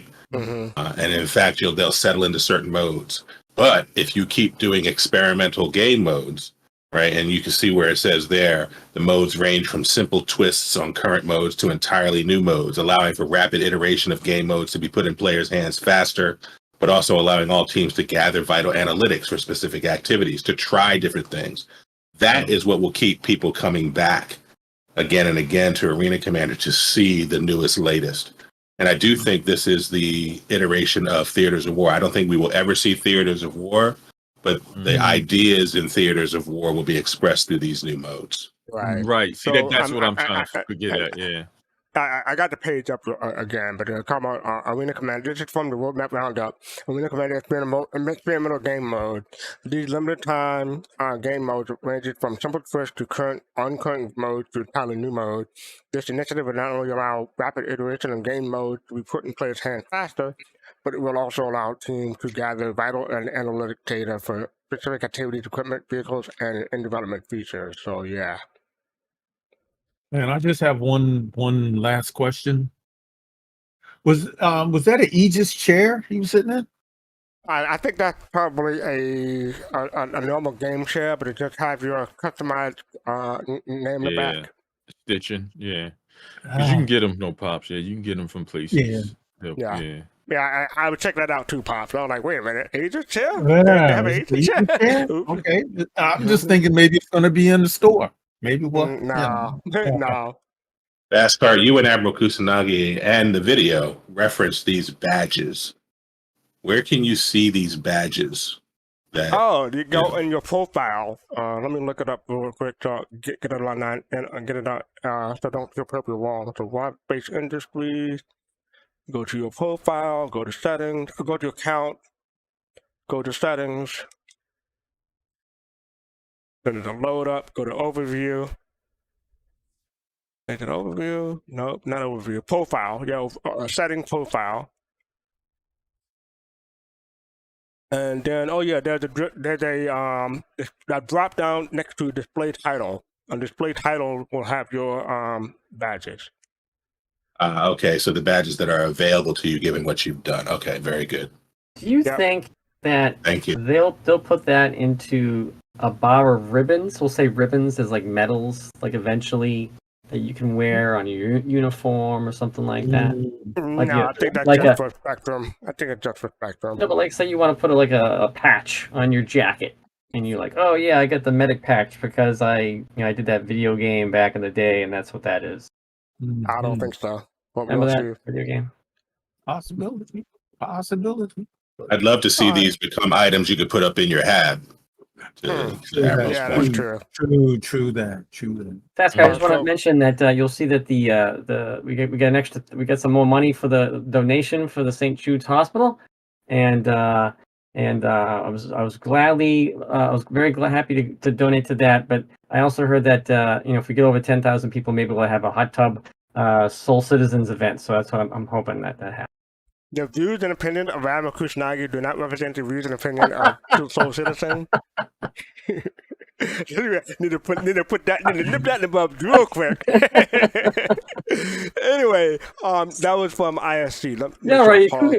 Kukin's got it right there. He's a player haters hot tub stream. I'm gonna move on. So CIG, these AC changes are great, but can we please get our private lobby back? And Jalo posted, just touch base with Duncan CIG. We don't have an ETA at the moment, although the intention is certainly to bring back private lobbies. They're dependent on a new API from our network team, and that will need to be completed for us to bring back these online, the private lobbies.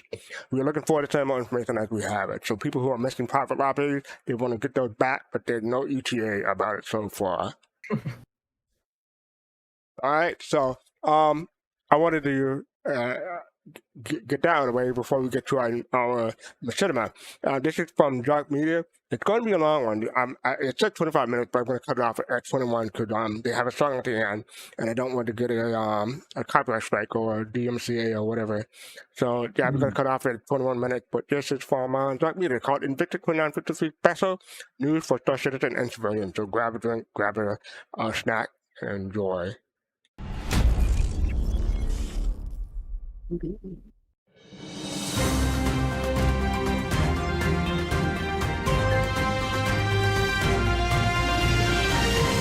You're watching Hubware Galactic, and we're here in Area 18 for a 10-day torpedo burrito buffet. Not really, though. Because the air smells of gunpowder and public restrooms, telling us that once again, it's Invictus. We have reporters on site to cover news, live performances, and all and everything Navy related going on here in Area 18 and the Bevik Convention Center. But first, creative mastermind Natronics, who's behind classic EE studio shows like Redline and Overclocked, is with us here in the big city. Because there's something that you don't know about Natronics. He's got the tongue of a Saisei master chef. And he's agreed to sample Area 18 cuisine so you know what not to put in your mouth before it's too late. Over to you. Hey folks, Ava Huxley here. Nate was gonna do this bit, but he ate too many hot dogs. Again. Anyway, I've been investigating the grub down here at the expo. It's basically your standard Kyoto store products, repackaged and sold at double the price. The water's lukewarm, and the protein bars are more like protein shakes by the time they reach the stands. If you're lucky, you'll find an apple, but it's probably crawling with bacteria from the 30 people who hauled it out here. If you're smart, eat beforehand like I did. Otherwise, you might end up waist deep in regret once Nate's done in the shitter. Happy Invictus. Ava out. Thank you, Ava, and tell Nate to get his act straight. Anyways, I hope you guys found something to eat, because over here, they're just about to start the show. And no, I'm not talking about new releases. I'm talking about this year's venue entertainment. They'll be with us for the rest of the festivities. You all know him from reaching the semi-finals in this season of Star Factor. Here's Trumpet Man.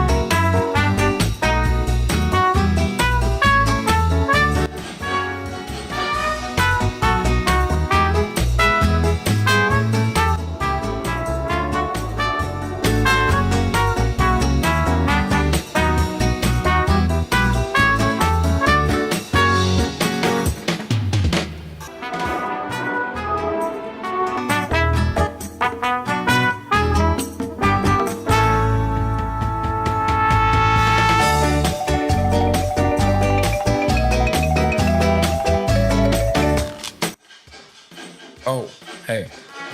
Is he done? No? My stars. I went and got some coffee to just... Well, let's get back on track. It's time to let Josh Gunyon take the wheel for a minute, and let's get to know the location. Here's a brief history piece on Area 18. Listen, could you get the camera back up there, you think? Alright, great. See you up there. ArcCorp. A massive corporation that's transformed an entire world in less than a century. However, they weren't always so successful. In 2687, ArcCorp was founded as a deep space exploration consortium. After they failed to locate and catalog jump points, they shifted their funds into the mining sector. By acquiring mining rights to mineral-rich plots of land on newly discovered planets, ArcCorp became more profitable than ever before. In 2865, when the Empire wanted to sell off the planets in the Stanton system, ArcCorp was, from the get-go, a serious contender to acquire Stanton 3. And after securing their purchase, ArcCorp decided to start zoning the planet for other companies to rent and set up shop. This tactic, inspired by Xi'an Factory World's building techniques, enabled ArcCorp to have their whole planet developing all at once. And 80 years later, this massive, terraformed super-Earth is one of the most industrialized worlds in the UEE, boasting a vast network of skyscrapers, factories, expansive warehouses, support service buildings, office spaces, and employee habitation centers. For Hubwire Galactic, I'm Josh Gunyon. It's crazy to think this was a barren planet, not even 100 years ago.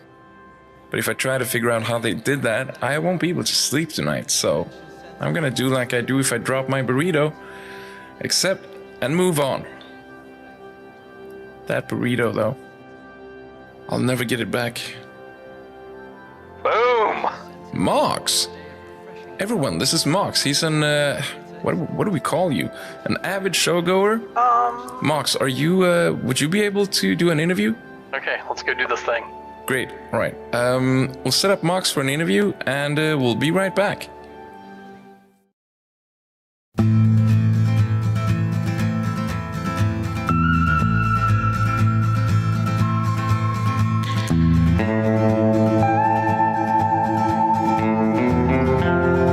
Uh-oh, what's happened there?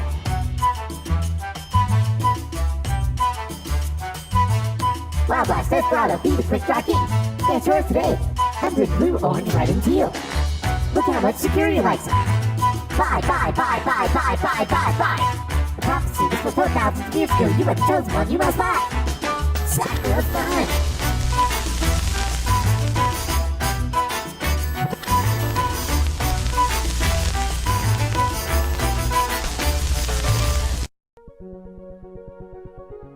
From deep space prospecting to subterranean asset recovery, let our professionals handle the risk so you can concentrate on the results. At Care Mining and Reclamation, we are what you need us to be. So, I'm standing here with Mox. It's great meeting you again, Mox. Hey, how's it going? How have you been since last? Oh yeah, I'm good. I'm great. I'm here at Invictus. You look dapper as always. Oh, thank you. Thanks, man. And you look. Could you tell us about the bag? What's going on, Mox? Okay.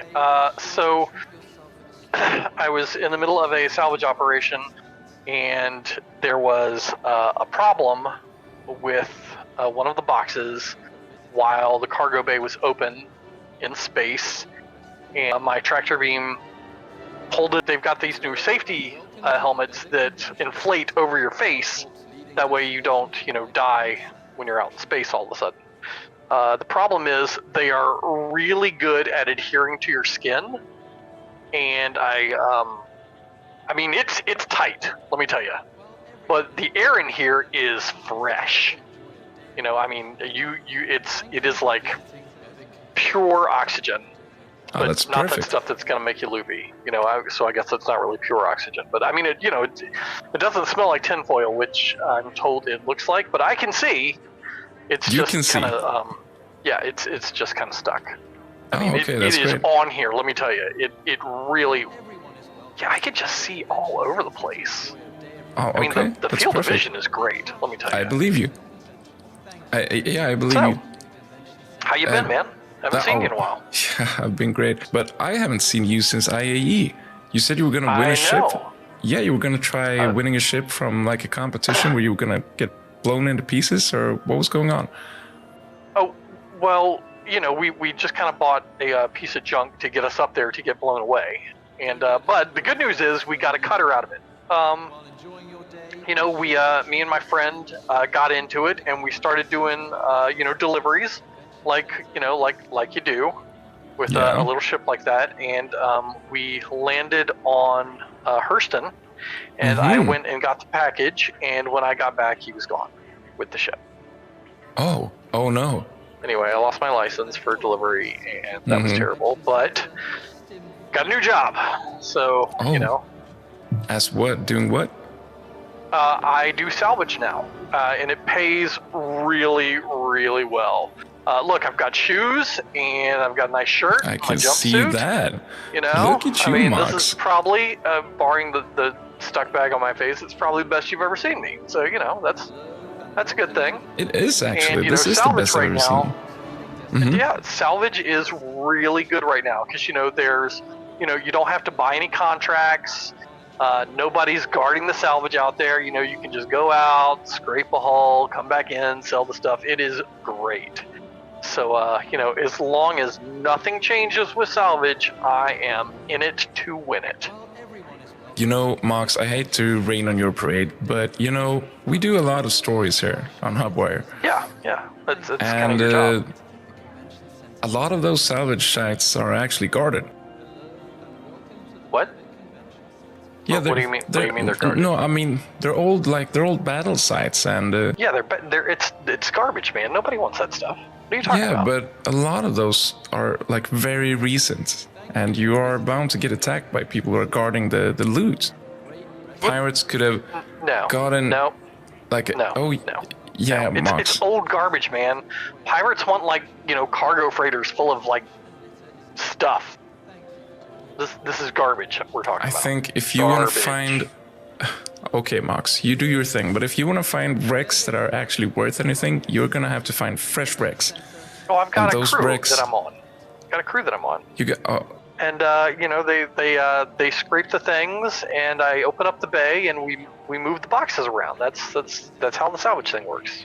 It's actually pretty easy, you know? Got a tractor beam, it, you know, moves stuff around. It's how I broke my helmet. You know, I know what I'm talking about here. You probably do, Mox. You always do. That's right. I'm going to ask you again next time I see you, though, and see how it went.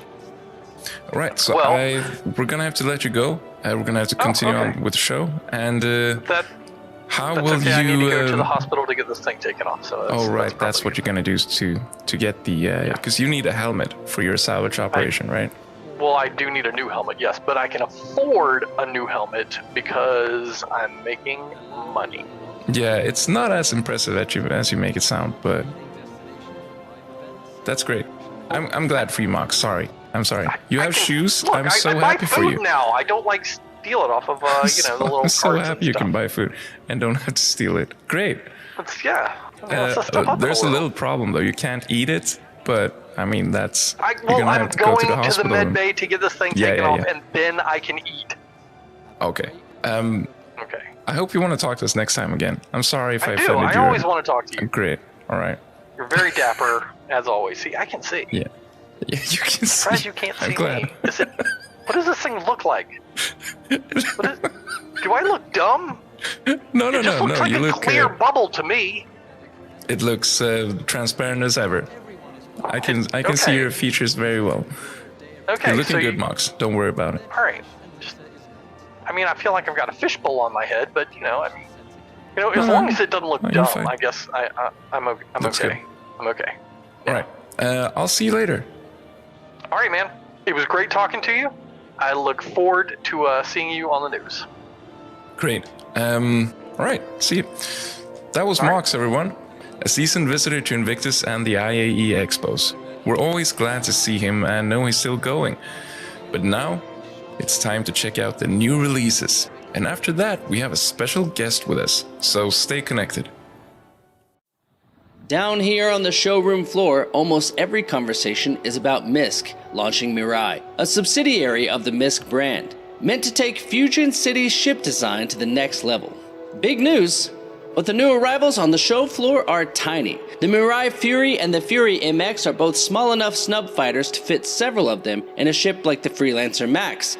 However, while relying on a small frame, lightweight, and unmatched mobility, the Fury model can potentially pose a threat to much bigger foes, especially in groups.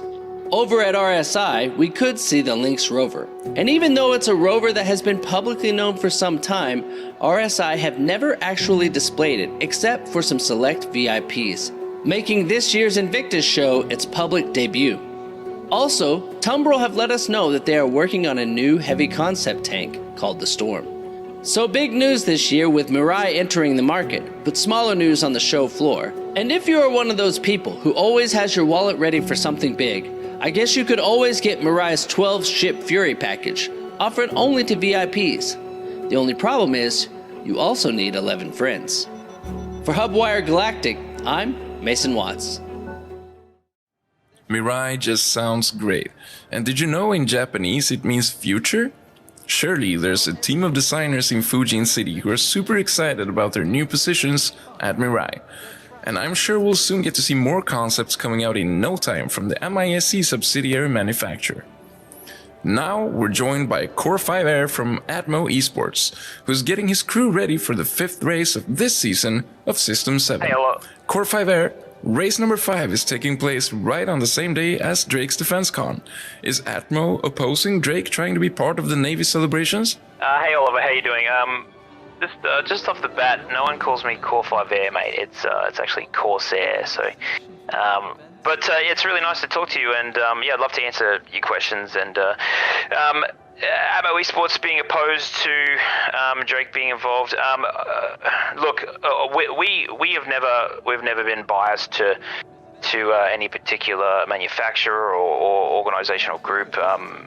We've never, said that anyone could not participate in our events. So as far as Drake trying to muscle in and do their thing during the Invictus time slots this year, we've got no problem with that. We invite Drake to be a part of our events, and we're always interested to see if they're going to bring out anything that we can use in the events. So no, more the merrier.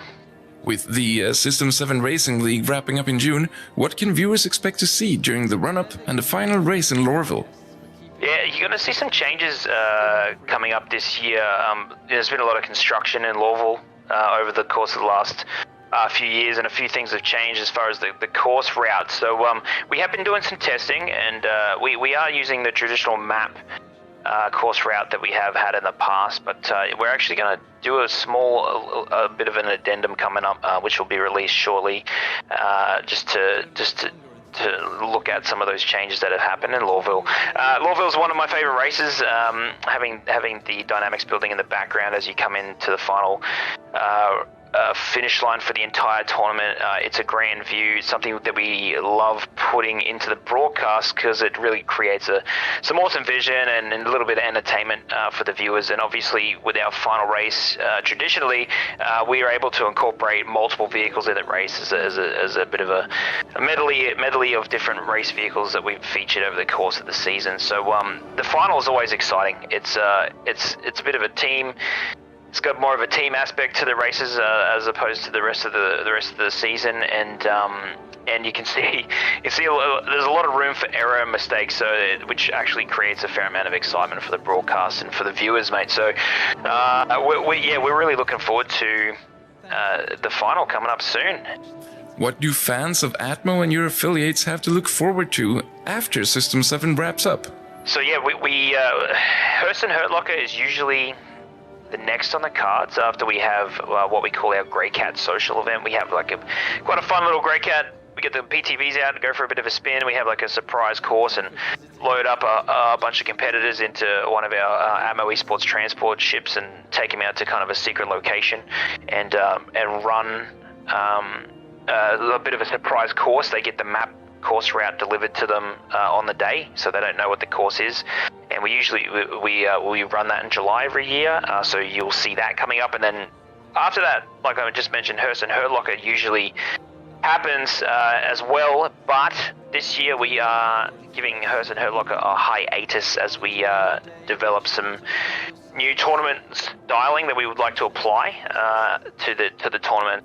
All right, it's time to let you go. But first, are you ready for some rapid fire questions? Yeah, Oliver, hit me. Lynx or Ursa? I'm going to go Ursa because Ursa was the first vehicle that I tested to create the Daymar Rally, so it's got a bit of a special place in my heart. You're under attack by pirates. Would you rather be saved by the Navy or the CDF? It's probably going to be our security force. So they have been protecting us from pirates for many, many years, so they'll probably be hanging around, and I don't even think anyone else would get the opportunity. Do you have a favorite racing track? Oh, that's a tough one. Look, I love the Daymar Rally, but technically it isn't a course, so honestly, the Cloud Chaser course that we just did, that is fun, heaps of fun to do, but I think my favorite course is probably the Babish Bash. And who's your favorite racer of all time? Sanji Sama, my favorite, hands down. Yeah. definitely. He's been racing in Atmo Esports tournaments ever since the inception of our tournaments, and he's a lovely guy, and he's competitive and amazing, and he puts in so much effort and time. He's incredible. All right. You guys better be sure to check out race number 5 of the System 7 Racing League this Saturday. We'll let you be on your way and relax a little bit before the next race. Core 5 Air, everyone. It's Corsair, mate, but thanks very much. It was good to catch up with you and good to meet you. Now, during the interview, officials actually came in here and removed Trumpet Man from the premises and put him outside. And while this day is coming to an end, we're not going anywhere without some proper entertainment. And all the way from Earth, they actually brought out Pastis to Area 18. What an honor. She's one of my favorites. Oh my stars, it's starting. If I don't see you again, have a really nice launch week. Check out Atmo this Friday, and you're wiser than yesterday. Right. All the single ladies, put your hands up. Anyway, we're back. Everyone else is muted. I guess they fall asleep. Cops, you got to start off with this. I did. Okay. Well, you know, there's his interviews, and you know, I like them because you do meet a lot of people that don't exactly, you know, kind of fit, and you're kind of standing there, you know, with the, you know, kind of wrap it up button, you know, you want to have them do, and the trumpet part was, I like the way he incorporated that because it was unusual, you know, so it was unexpected. Let's see, it was good to see Ava. Yeah. So, you know, yeah, it was good. Awkward, long ones, but they were funny. They, you know, awkward and long, but they were funny. Good one. That is the name of my, no, never mind. No. I mean, I think it was very good. I like the guy with the silver hat. I think the best. Thinking that he could just take claims and not have to. That was his name. Mox, yeah, not have to do anything. That was pretty funny. And this song is pretty good here too. It was kind of I forget who sings it, but you know, if you get a chance, people can listen to it after the show. But it was pretty good. Yeah, I thought it was a pretty good show that he put together. I mean, it's a lot of work to put all that stuff together. So, yeah, and I enjoy I like the commercials they put in between it too. So. Oh yeah, bye. Oh, it was like that Defender commercial back in the day. Was that the Defender? I think it was a Defender when they had like the Defender commercial someone posted, or I think it was SIG, and it was like, you know, bye now or shoot. I think it was like shoot, wasn't it? Who remembers that? Anybody? I don't know. Oh my god! All right, whatever.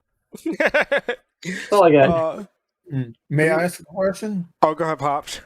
The song, is that the song that we couldn't play last? That you couldn't play last? Show no, this is a different one. Song. This is my Pastis. Different song. Oh, okay. Yeah, different song.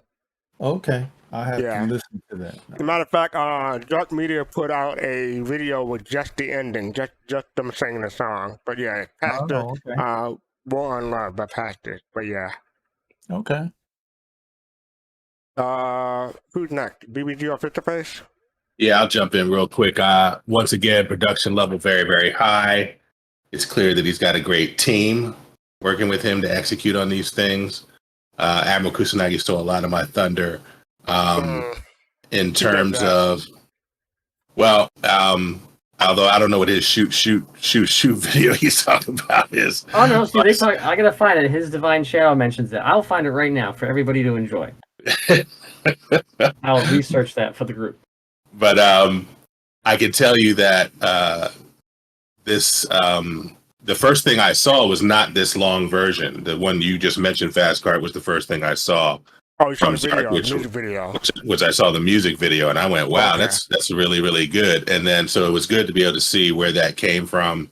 And I think Pops has it perfectly nailed, which is they're going for this awkward humor style, and they nail it. So lots of fun. It's always good. I feel like it's always worth it to watch stuff from Zark Media When folks, if they take a chance, take an opportunity to look at that channel, they'll find a lot of content that's just well produced. And they reached a certain level at a certain point, and they've maintained that level. So it's been good. I think they've exceeded what it started out with. I think they maintained the current level. Yeah, but they are far above how they started, in my opinion.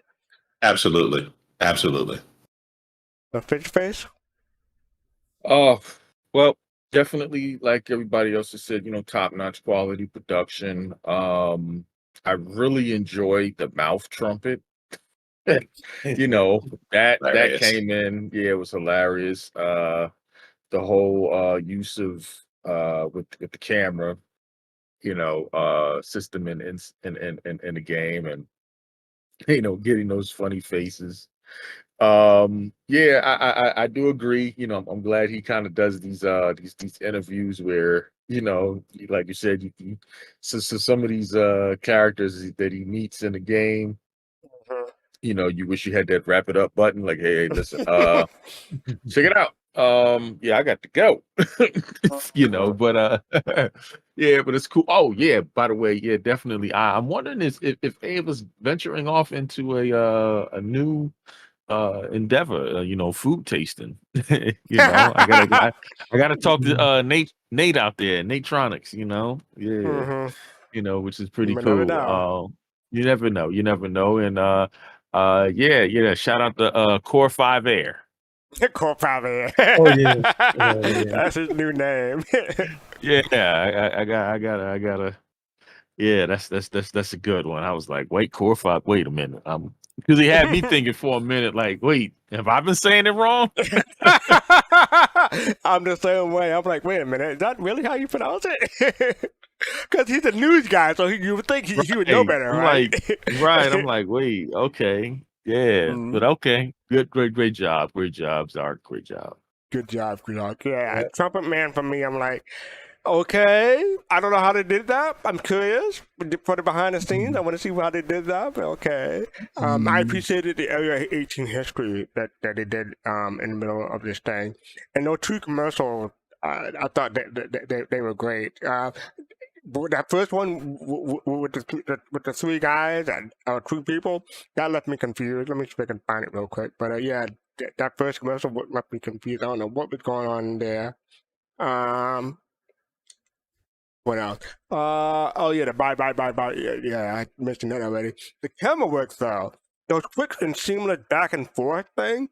How did he do that? Because they look like. I mean, I've seen it done in real life, but never seen it in game. So I'm like, did he speed it up or the camera? What? Yeah, the camera. Well, I mean, he's obviously doing it with the. From what I could tell, he's doing it with the controller, because you can see the smoothness of him. Switching back and forth. Okay. I believe he's using that analog stick.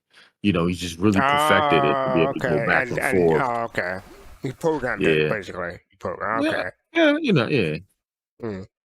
Yeah, that was cool. Yeah, this thing that first one left me confused. I had no idea what no idea what this is about.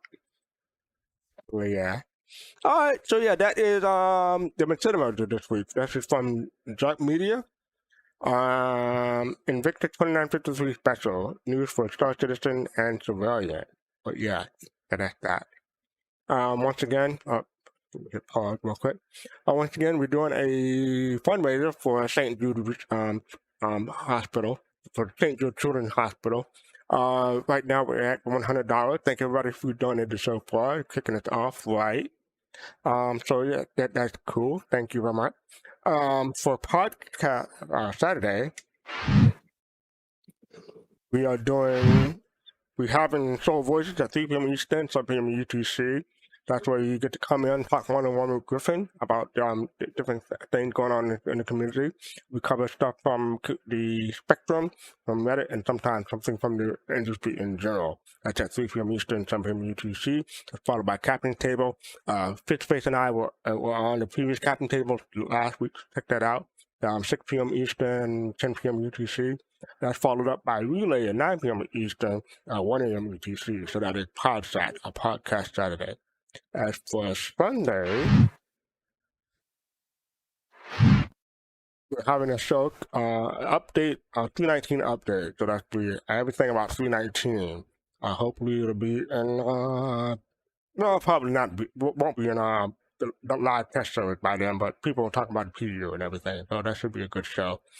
All right, and I want to thank everybody for joining me. I'm Kusanagi, BBG, Be Back Gaming, Face to Face, and Popping Face. Thank everybody in chat.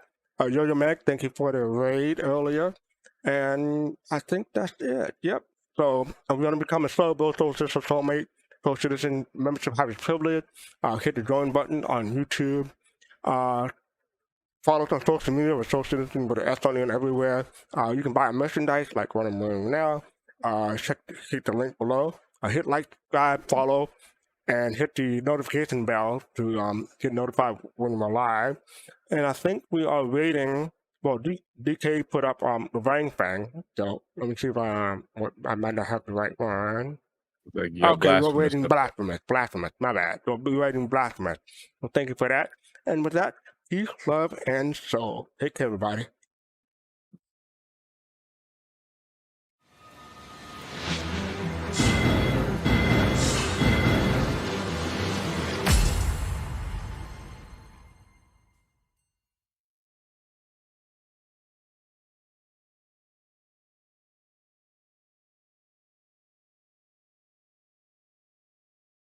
Ascar said, I got something long and awkward for you. And we were like, uh-oh.